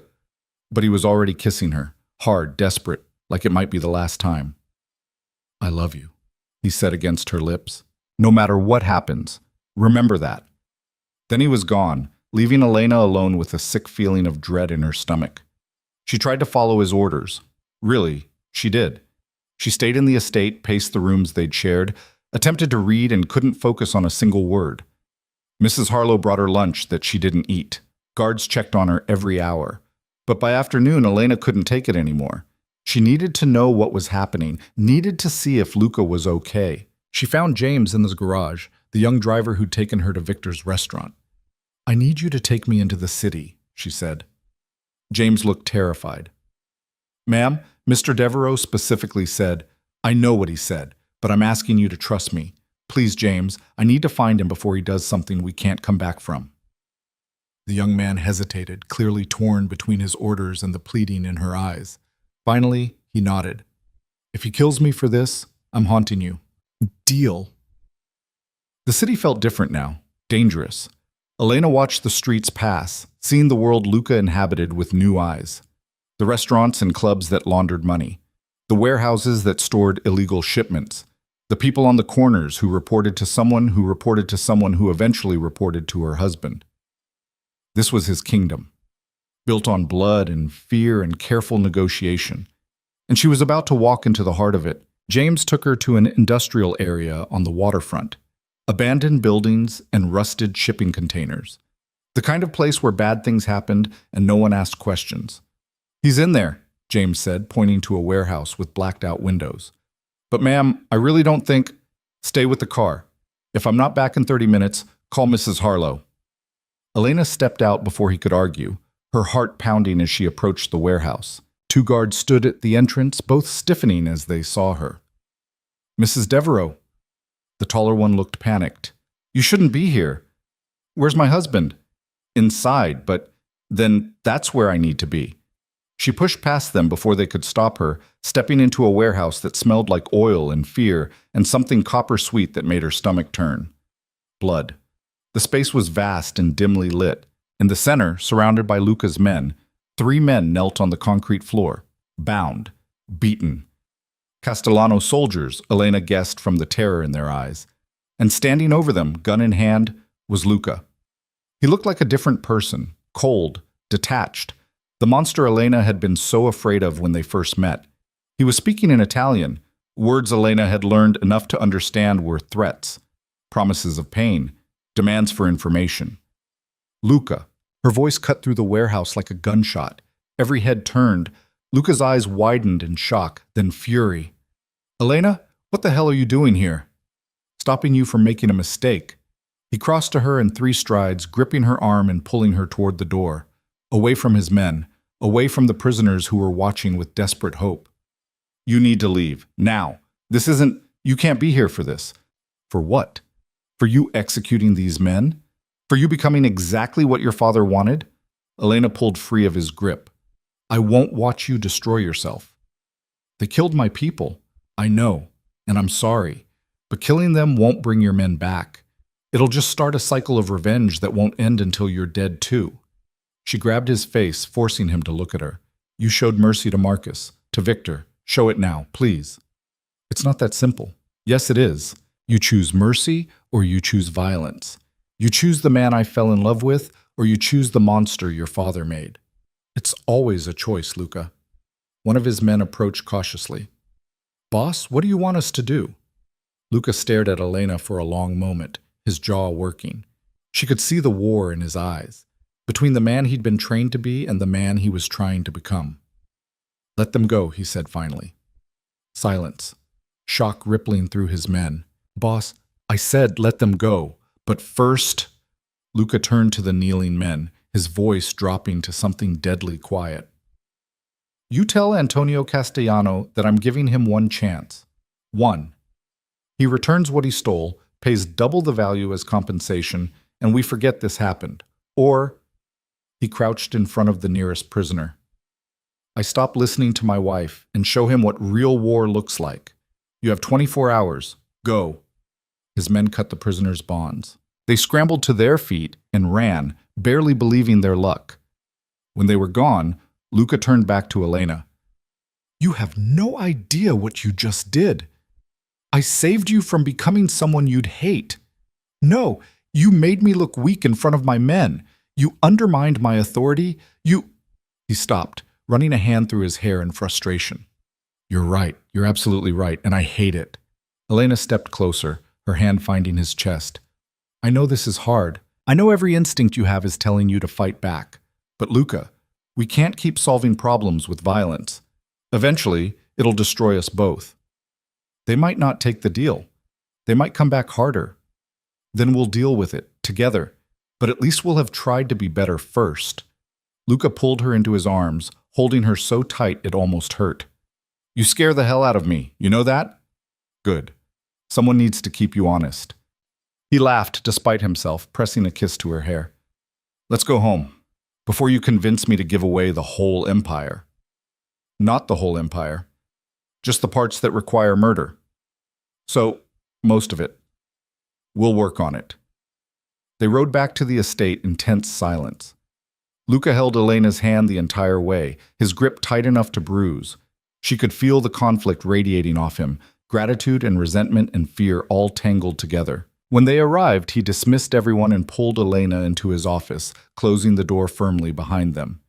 "We need to talk about this," he said quietly. "About you showing up at my operations. About you making decisions that affect my business. About me being your partner instead of just your wife," Elena finished.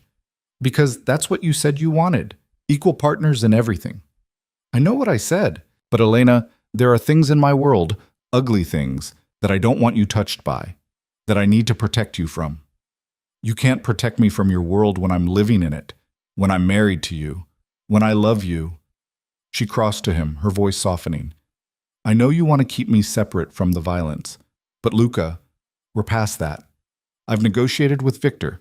I've watched you nearly go to war twice. I've seen the bodies, the blood. I can't unsee it now.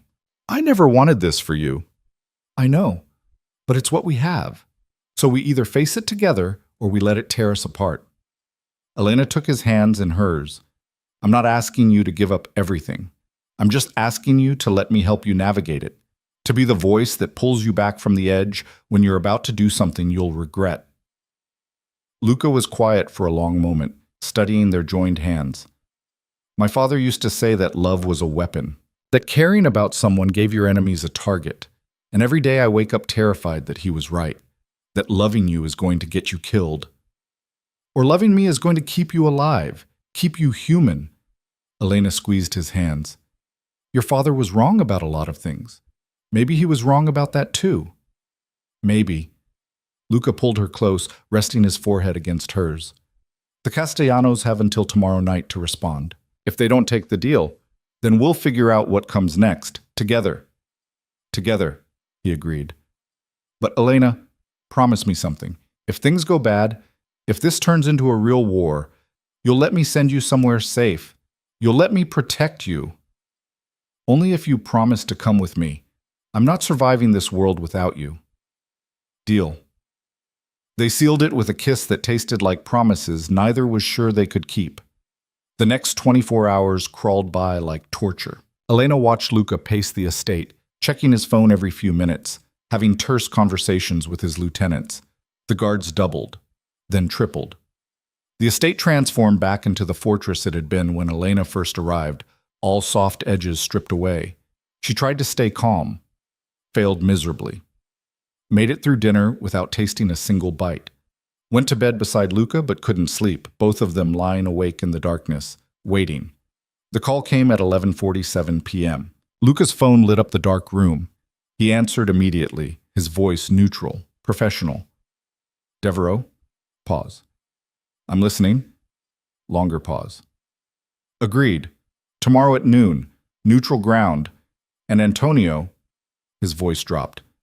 If this is a setup, there won't be enough left of your family to fill a coffin. We clear? He hung up and turned to Elena in the darkness. They took the deal. All of it. The merchandise, the compensation, and a formal apology. Elena's breath rushed out in a whoosh. That's good, right? That's a miracle. Luca pulled her close, his heart hammering against her cheek. You saved me again, from myself, from this life, from becoming my father. We saved each other. Yeah. He pressed a kiss to her temple. We did. But Elena could hear something in his voice. Relief, yes, but also something else. Fear, maybe. Or resignation. What is it? She asked. What aren't you telling me? Luca was quiet for a long moment. Then, the other families are talking about how I've gone soft, how my wife has too much influence, how I'm making decisions based on emotion instead of strategy. Elena's stomach dropped. Is that going to be a problem? It already is. 3 of my smaller operations have been hit in the last week. Nothing major, just tests. Seeing how I'll respond, seeing if the rumors are true. What rumors? That Luca Devereaux has lost his edge, that loving his wife has made him weak, that he's vulnerable now in ways he never was before. He turned to face her fully. They're not entirely wrong. Luca, I don't regret it, any of it. You've made me better, human. But in this world, being human is dangerous. It gives people leverage. And sooner or later, someone's going to try to use you against me. Elena's throat tightened. So what do? We prove them wrong. We show them that mercy isn't weakness, that being human doesn't make me vulnerable. It makes me unpredictable, harder to read, more dangerous than I ever was before. His hand found her face in the darkness. But Elena, that means you have to be strong, visible, a partner in every sense. Not hidden away like a weakness, but standing beside me like the asset you are. You want me to be part of your operations, officially. I want you to be what you already are, my equal, my conscience, the thing that makes me better. He kissed her softly, but only if you want it. I won't force you into this life more than I already have. Elena thought about it, about the girl she'd been 3 months ago, invisible, scared, working herself to death for a father who didn't care, and about the woman she'd become, someone who negotiated with mobsters, who stopped wars, who loved a killer and somehow made him want to be better. I want it, she said finally. All of it, the danger and the power and the choices. I want to stand beside you, really stand beside you. Luca's breath caught. You're sure? I'm sure. Then tomorrow, we face the Castellanos together, and we show this world exactly what we are. What's that? Unbreakable. The meeting with Antonio Castellano happened in the same neutral club where they'd negotiated with Victor, but this time the atmosphere was different, heavier, more dangerous. Antonio was younger than Elena expected, mid-30s with slicked back hair and a suit that cost more than most people's cars. He looked at Elena like she was a curiosity, a pet Luca had brought to the negotiating table. It made her blood boil. Mr. Devereaux, Antonio said, his accent thick with Brooklyn streets. You bring your wife to business meetings now? How progressive. Mrs. Devereaux is my partner, Luca said coldly. And the reason you're sitting here instead of bleeding out in a warehouse. I'd show some respect if I were you. Antonio's smile faltered. Of course. No disrespect intended. He slid a folder across the table. Documentation of the returned merchandise, wire transfer receipts for the compensation. A formal letter of apology written in language so flowery it was clearly meant to be insulting. Luca reviewed it all without comment, then passed it to Elena. She read carefully, noting the numbers, the terms, the subtle digs embedded in the apology. This is acceptable, she said, sliding it back. With one addition. Both men looked at her, Luca with surprise, Antonio with barely concealed contempt. What addition? Antonio asked. A non-aggression pact, similar to what we have with the Kozlovs, territory lines clearly defined, consequences for breach clearly stated, signed and witnessed. Elena's voice was steady, clear. You pay compensation for this incident, but going forward, we have peace, real peace. Or we have war. That wasn't part of the deal. It is now. Luca's voice was sharp. My wife makes a good point. This hit-and-run nonsense ends today. We either establish boundaries and respect them, or we settle this the old way. Your choice. Antonio's jaw worked. He looked between them, clearly trying to find an angle, a weakness to exploit. He found none. Fine, he said finally. We'll draft the pact. But understand something, Devereaux. Not everyone sees your new partnership as strength. Some of us remember when you ruled through fear, not negotiation. And some of you remember what happened to the last person who threatened what I love, Luca said quietly. Ask the Kozlovs about their 12 dead soldiers. Then ask yourself if you want to test whether I've really gone soft. The threat hung in the air like smoke. Antonio stood, buttoning his jacket. The pact will be ready by Friday. We'll sign then. We'll be there. When he was gone, Luca turned to Elena with something like awe in his eyes. A non-aggression pact. Why didn't I think of that? Because you were too busy being angry to think strategically. Elena's hand found his under the table. But that's what I'm here for, to think clearly when you can't. You're incredible. You know that? I'm learning. They left the club hand in hand, and Elena felt something shift. Not just between them, but in the world around them. The guards looked at her differently, with respect instead of just obligation. The people they passed on the street seemed to sense the power dynamic. This wasn't a mobster and his trophy wife. This was a partnership, something to be feared and respected in equal measure. I need to tell you something, Luca said as they drove home. Something I've been putting off because I didn't want to burden you with it. Elena's stomach tightened. What? There's a meeting next month. All the East Coast families. It happens once a year. We discuss territories, settle disputes, make deals. And this year, because of everything that's happened, all eyes are going to be on us. He squeezed her hand. On you. They're going to want to meet the woman who's changing how business is done. Who's making Luca Devereaux show mercy. Is that going to be a problem? It's going to be a test. They'll push. Try to find weaknesses. See if you're really as formidable as the rumors suggest, or if you're just a pretty face I've gotten soft over. His voice hardened. And Elena, I need to know if you're ready for that. Because once they see you, really see you, there's no going back. You become a target, a player, someone they'll try to use or eliminate. Elena thought about the girl she'd been. The invisible waitress who'd let life happen to her instead of making choices. Then she thought about the woman she'd become, someone who negotiated with killers, who stopped wars, who loved a monster and made him human. I'm ready, she said. Whatever they throw at us, we'll face it, together. Luca brought her hand to his lips, pressing a kiss to her knuckles. Then we're going to show them something this world has never seen before. What's that? A partnership built on love instead of fear, strength through mercy, power through being human. His smile was fierce. We're going to change the rules, Elena, and they're going to hate us for it. Good. Let them hate us, as long as we have each other. Always. But even as Elena said it, even as she believed it, a small voice in the back of her mind whispered a warning. This world didn't reward love, didn't forgive mercy, and sooner or later, someone would make them pay for trying to be different. She just hoped they'd be strong enough to survive it when they did. The next few weeks passed in a blur of preparation. Luca taught Elena everything, the names and faces of every family head, their territories, their histories, their weaknesses. Which ones could be negotiated with, and which ones only understood violence. Who to trust, and who to watch carefully. The Russos are ambitious but loyal if you treat them with respect. The Morettis are old school. They'll hate that you're a woman with power, but they'll respect strength if you show it. And the Salvatores, Luca's expression darkened. Stay away from Dominic Salvatore. He's dangerous in ways that have nothing to do with business. What do you mean? I mean he has a taste for hurting women, and he'll see you as a challenge, a prize to take from me. Luca's jaw clenched. If he approaches you, you stay within my sight, always. Elena nodded, filing the information away.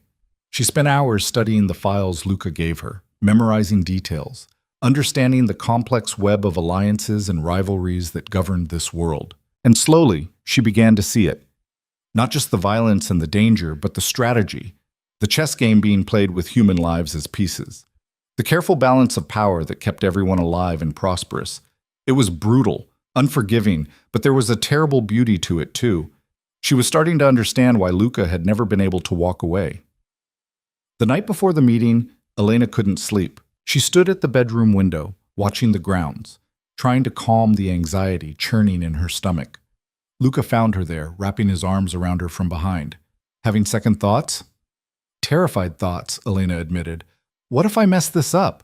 What if I say the wrong thing and start a war we can't win? Then we'll deal with it, together. He pressed a kiss to her shoulder. But Elena, you've already proven you can handle these people. Victor respects you, Antonio fears you, and His voice roughened. I trust you more than I've ever trusted anyone. Elena turned in his arms, looking up at him. I love you. Whatever happens tomorrow, I need you to know that. You've given me a life I never imagined. Purpose, power, a partnership that makes me feel strong instead of small, and I'm grateful, even for the terrifying parts. Luca's eyes were bright with emotion. I love you too. More than I thought I was capable of, more than I knew was possible. He cupped her face gently. Tomorrow, we walk into that meeting as equals, and we show them that love isn't weakness, it's the strongest weapon we have. Promise me something, Elena whispered. Anything.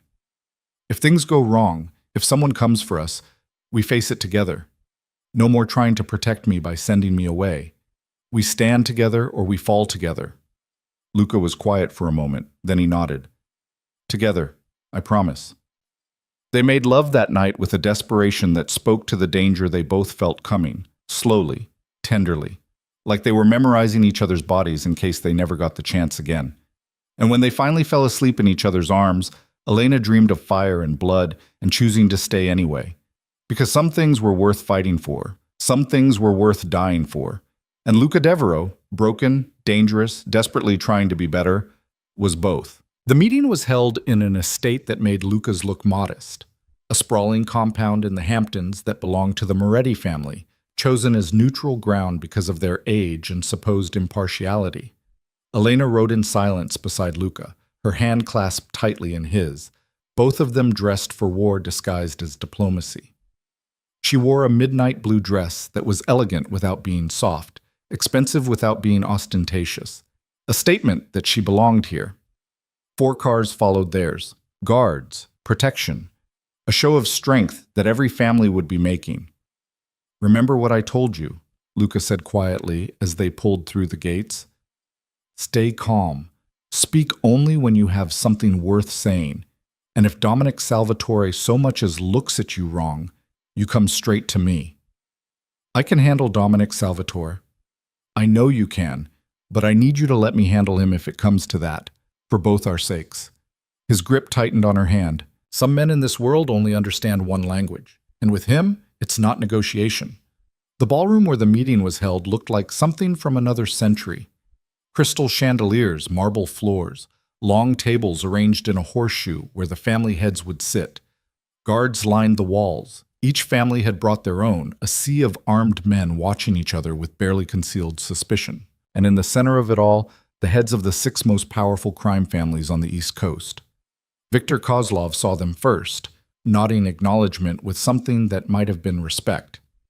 Antonio Castellano looked away quickly, still smarting from his recent capitulation. The others, the Russos, the Morettis, the Salvatores, watched with varying degrees of curiosity and calculation as Luca led Elena to their assigned seats. Dominic Salvatore's eyes followed her the entire way.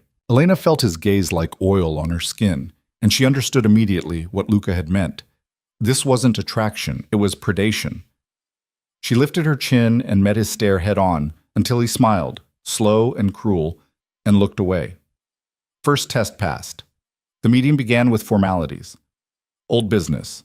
Territory disputes that had been settled, payments that had been made, the usual dance of men pretending civilization while discussing violence.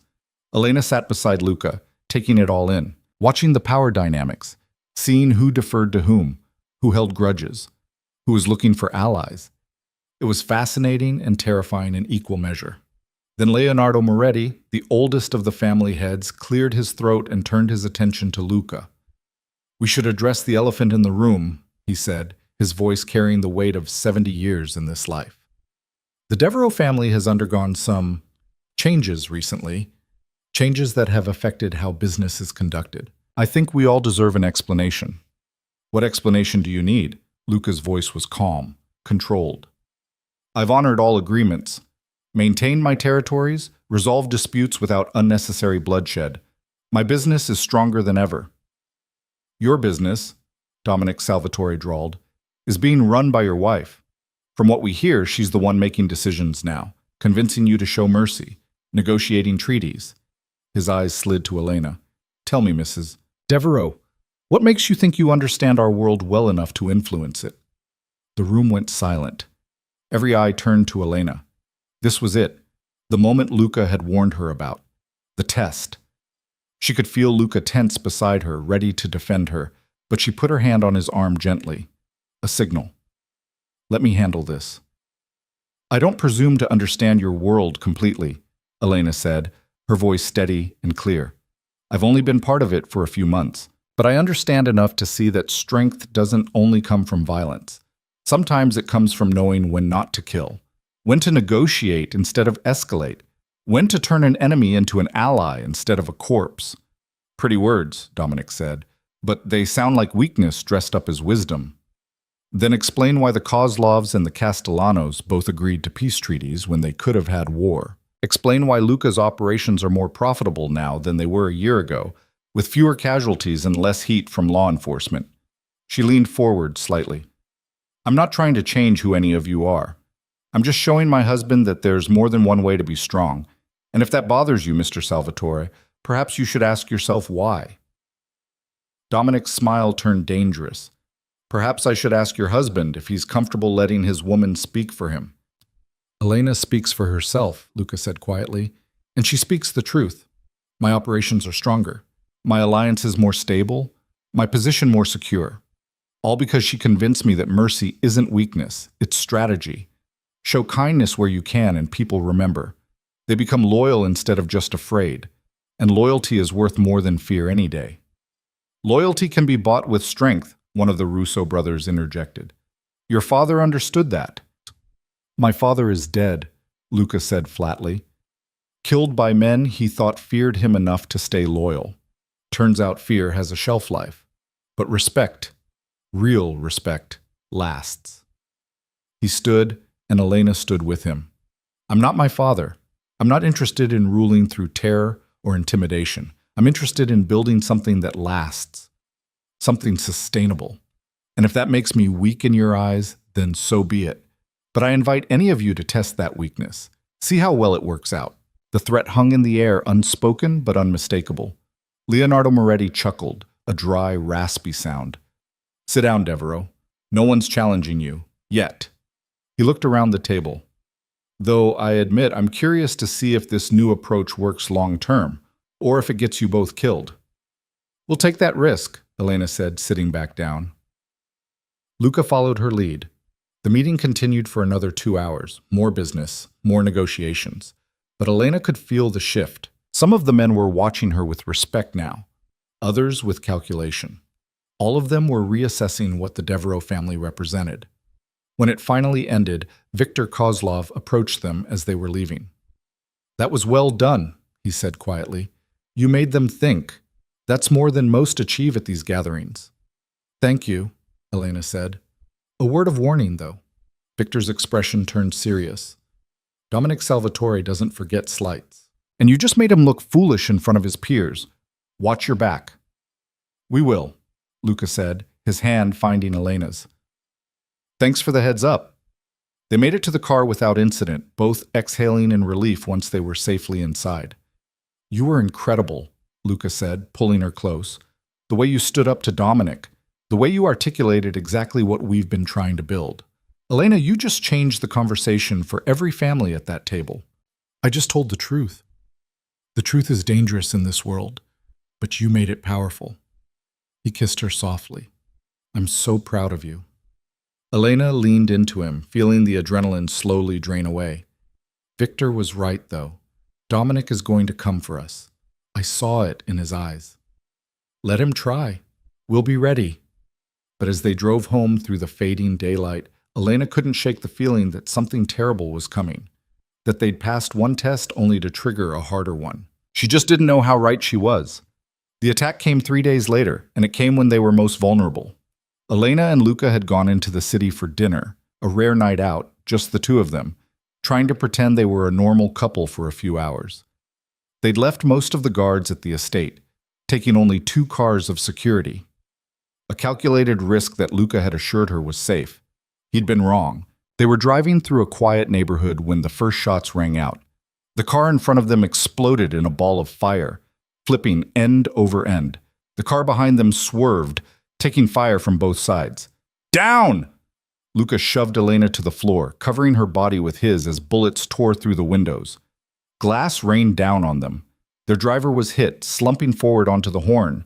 The car veered wildly, jumping the curb and slamming into a building. The impact threw Elena forward despite Luca's grip, her head cracking against the seat in front of her. Stars exploded across her vision. Elena! Luca's voice sounded distant, muffled. Elena, talk to me. I'm okay, she managed, though her head was screaming and she could taste blood. I'm okay. Luca kicked out the shattered window and pulled her through it, half carrying her into the cover of the building. Gunfire echoed all around them. Screams, the sound of engines and running feet. How many? Luca shouted at one of his guards, who'd taken cover nearby. At least 12, maybe more. They've got us surrounded. Luca cursed viciously, checking Elena over for injuries. Blood ran down her face from a cut on her forehead, and her shoulder ached where she'd hit it, but nothing felt broken. We need to move, Luca said. Get to the secondary extraction point. Can you run? Yes.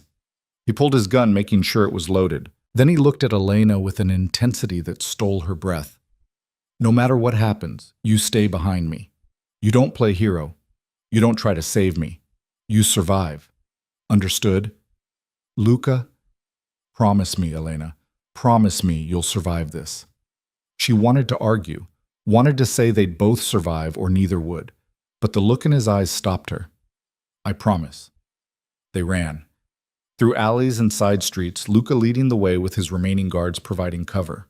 Behind them, the attackers pursued, organized, professional, clearly not stopping until one side was dead. Salvatore's men. It had to be. This wasn't random. This was an execution. They made it 4 blocks before they were cornered in a dead-end alley. Luca positioned Elena behind him, against the wall, his body a shield between her and the men closing in. 8 of them, all armed, all advancing with the confidence of people who knew they had their target trapped. Luca Devereaux, the leader said, his accent marking him as Salvatore family. Mr. Salvatore sends his regards, says to tell you that mercy is weakness after all, and weakness gets you killed. Tell Dominic he's made a mistake, Luca said calmly, too calmly. Tell him coming for my wife was the last mistake he'll ever make. You won't be alive to make good on that threat. The man raised his gun. Time seemed to slow. Elena watched it happen like she was outside her body, saw the finger tighten on the trigger, saw Luca shift, putting himself more firmly between her and the barrel, saw his absolute certainty that he was about to die protecting her. And Elena made a choice. She stepped out from behind him, raising her hands. Wait! Her voice cut through the alley. Wait! Don't shoot! Elena, what are you... I'm what Dominic really wants, aren't I? She looked at the leader. The woman who embarrassed him, who spoke back, who changed the rules. She took another step forward, ignoring Luca's attempt to pull her back. Take me. Let Luca go. I'll come quietly. No more shooting, no more bodies. Just take me and end this. Elena, no. It's the only way. She looked at Luca, memorizing his face. You promised you'd survive. I'm making sure you do. I'm not letting them take you. You don't have a choice, like... She turned back to Salvatore's men. Do we have a deal? The leader considered, then smiled. Salvatore's going to enjoy breaking you. Yeah, we have a deal. But before anyone could move, a new sound cut through the alley.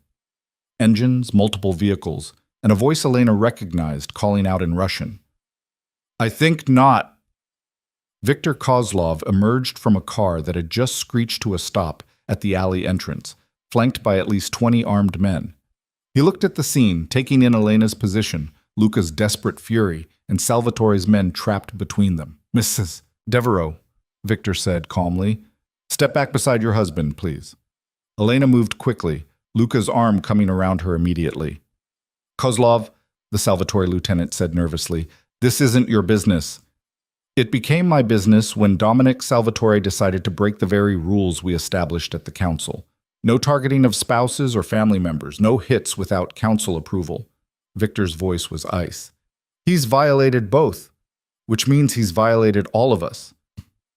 Salvatore will hear about this. Salvatore will be too busy dealing with the other families to care about what you think. Victor gestured to his men. Disarm them, all of them, and make sure they understand the message. The Russians moved with brutal efficiency. Within seconds, Salvatore's men were on their knees, weapons confiscated, facing very real consequences for their failed execution. Victor walked over to Luca and Elena, his expression unreadable. You're welcome. Why? Luca asked bluntly. Why help us? Because Mrs. Devereaux is right. Mercy isn't weakness, it's strategy. And because Dominic Salvatore has been a problem for years, this gives the rest of us the excuse we've been looking for to deal with him. Victor looked at Elena. Also, you impressed me at the council. I'd hate to see that potential wasted. What's going to happen to Dominic? Elena asked. The council will vote. Unanimously, I suspect. And then the Salvatore family will need new leadership. Victor's smile was cold. Such is the price of breaking the rules. He turned and walked back to his car, his men dragging Salvatore's soldiers with them. Within moments, the alley was empty except for Luca and Elena and the distant sound of sirens approaching. We need to go, Luca said quietly, before the police arrive. They made it back to the estate just as the sun was rising. Elena's adrenaline had worn off, leaving her shaking and exhausted and acutely aware of how close they'd both come to dying. Mrs. Harlow was waiting with medical supplies, tending to Elena's cut and bruised shoulder with gentle efficiency, while Luca made phone calls, mobilizing every resource he had.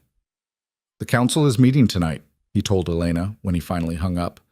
Emergency session, Victor's calling for Salvatore's removal. It's going to pass. And then what?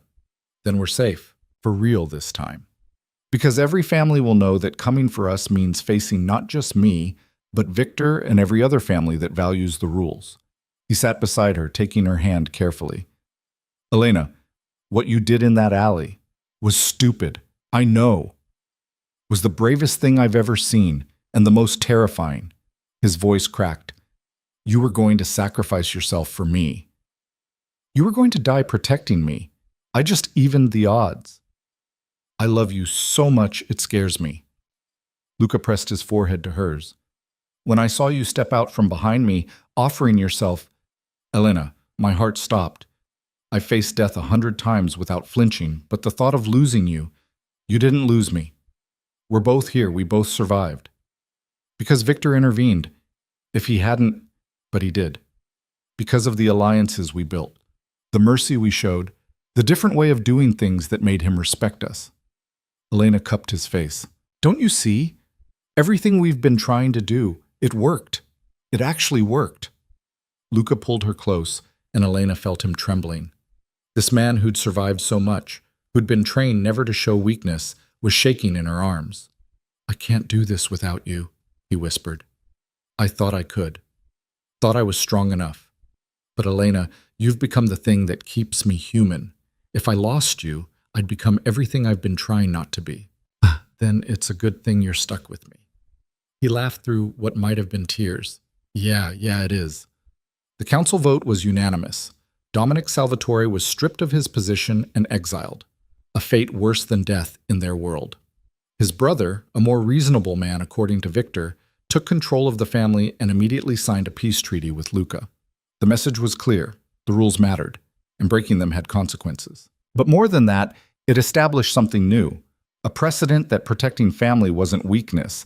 It was the line no one could cross without facing united retaliation. Elena and Luca had changed the game without meaning to, and somehow, impossibly, they'd survived it. 2 months later, Elena stood in front of a construction site on the edge of the city, watching workers pour the foundation for what would become the Voss Foundation, a nonprofit dedicated to helping families in debt, providing resources and support so desperate people didn't have to make the choices her father had made. Luca stood beside her, his arm around her waist, watching her dream take shape. "You know this is going to cost a fortune," he said, but he was smiling. "You have a fortune." True. And I can't think of a better way to spend it. He pressed a kiss to her temple. "Your father would be proud, I think." "My father would be confused. But maybe that's the point." Elena leaned into him, taking the worst thing he did and turning it into something good, making sure other people don't end up trapped the way I was. "You were never trapped. You just didn't know how strong you were yet." "I didn't know a lot of things, like that I could love someone who bought me, that I could be part of this world without losing myself, that mercy could be powerful." She turned in his arms, looking up at him. "You taught me all of that." "We taught each other." They stood there watching the sun set over the construction site, two people who'd started as captor and captive and somehow become partners. Equals. Something neither had thought possible. "Marry me again?" Luca said suddenly. Elena blinked. "What?" "Marry me again, but this time do it right. No debts, no force, just you and me choosing each other." His eyes were bright with emotion. "I want to stand across from you and say vows that mean something, that aren't tainted by how this started. I want to give you the choice I took from you the first time." Elena's throat tightened. "Luca, you don't have to answer now. Think about it.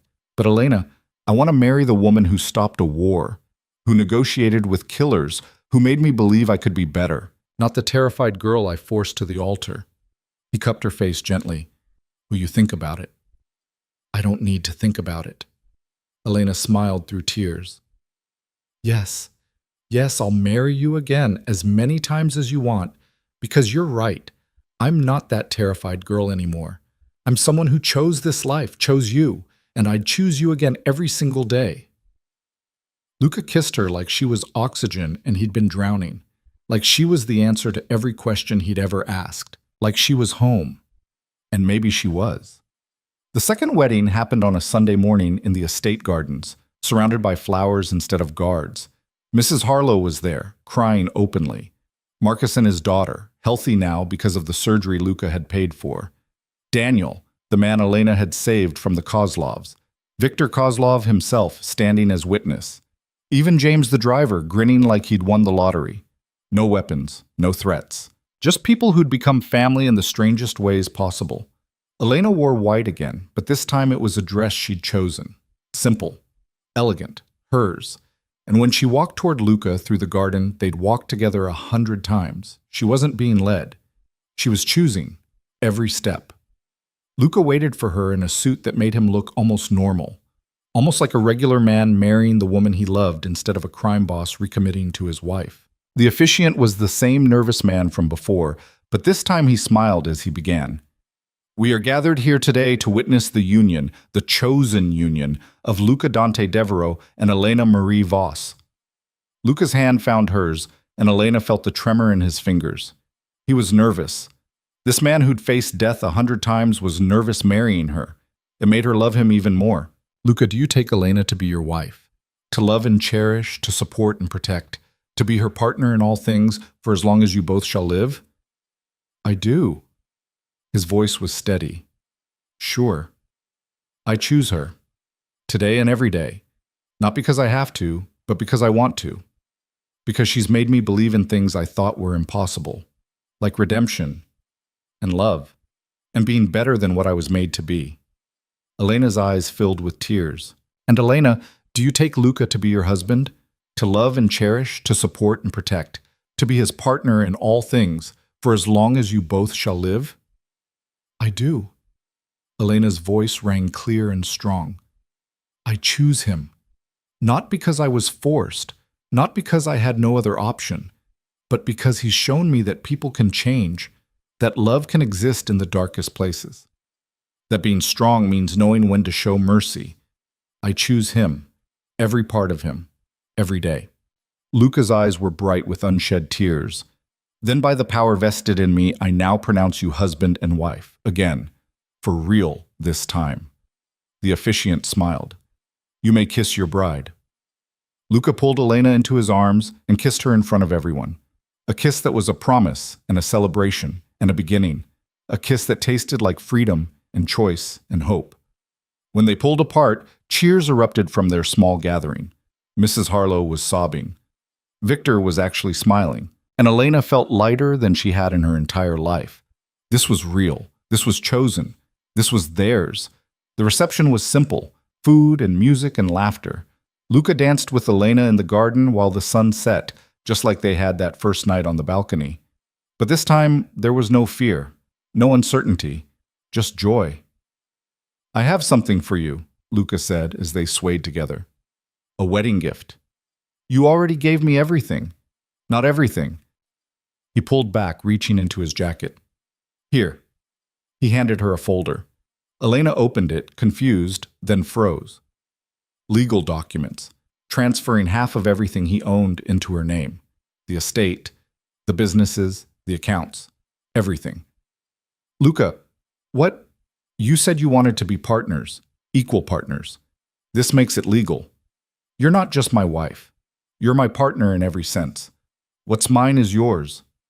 His expression was serious, earnest. I'm trusting you with everything, Elena, because you've earned it, because you've proven you can handle it, because I love you, and I want you to know you're not dependent on me. You're not trapped. You could walk away tomorrow and be set for life. I'm not walking away. I know, but now you're choosing to stay because you want to, not because you have to. That matters to me. Elena threw her arms around his neck, kissing him fiercely. I love you so much. I love you too. My wife, my partner, my salvation. They danced until the stars came out, wrapped in each other and the life they'd built from ashes. Later that night, alone in their room, Luca held Elena close and whispered against her hair. Thank you. For what?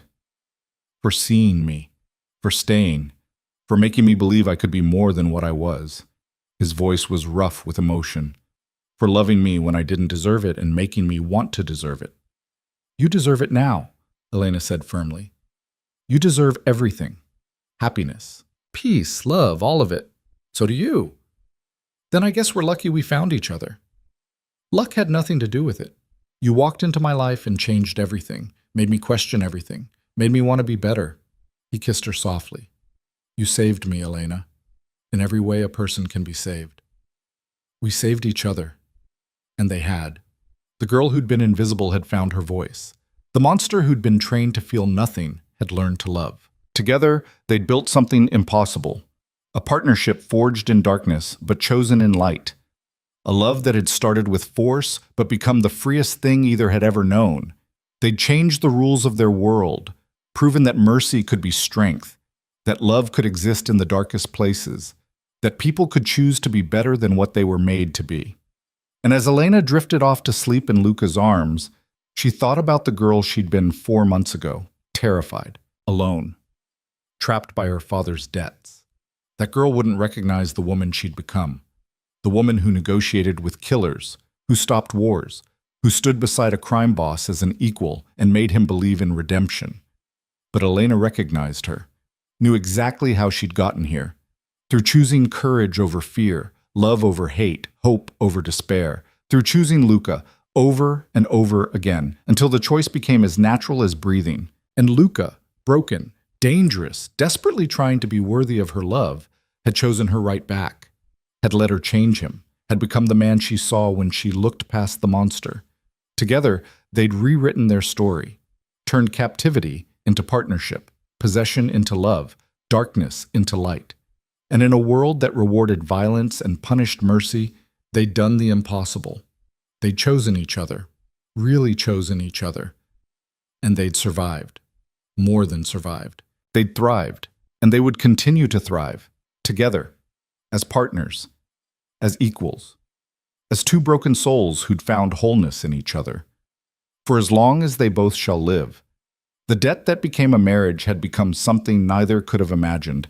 It had become love, real, chosen, unbreakable love, and that was worth everything.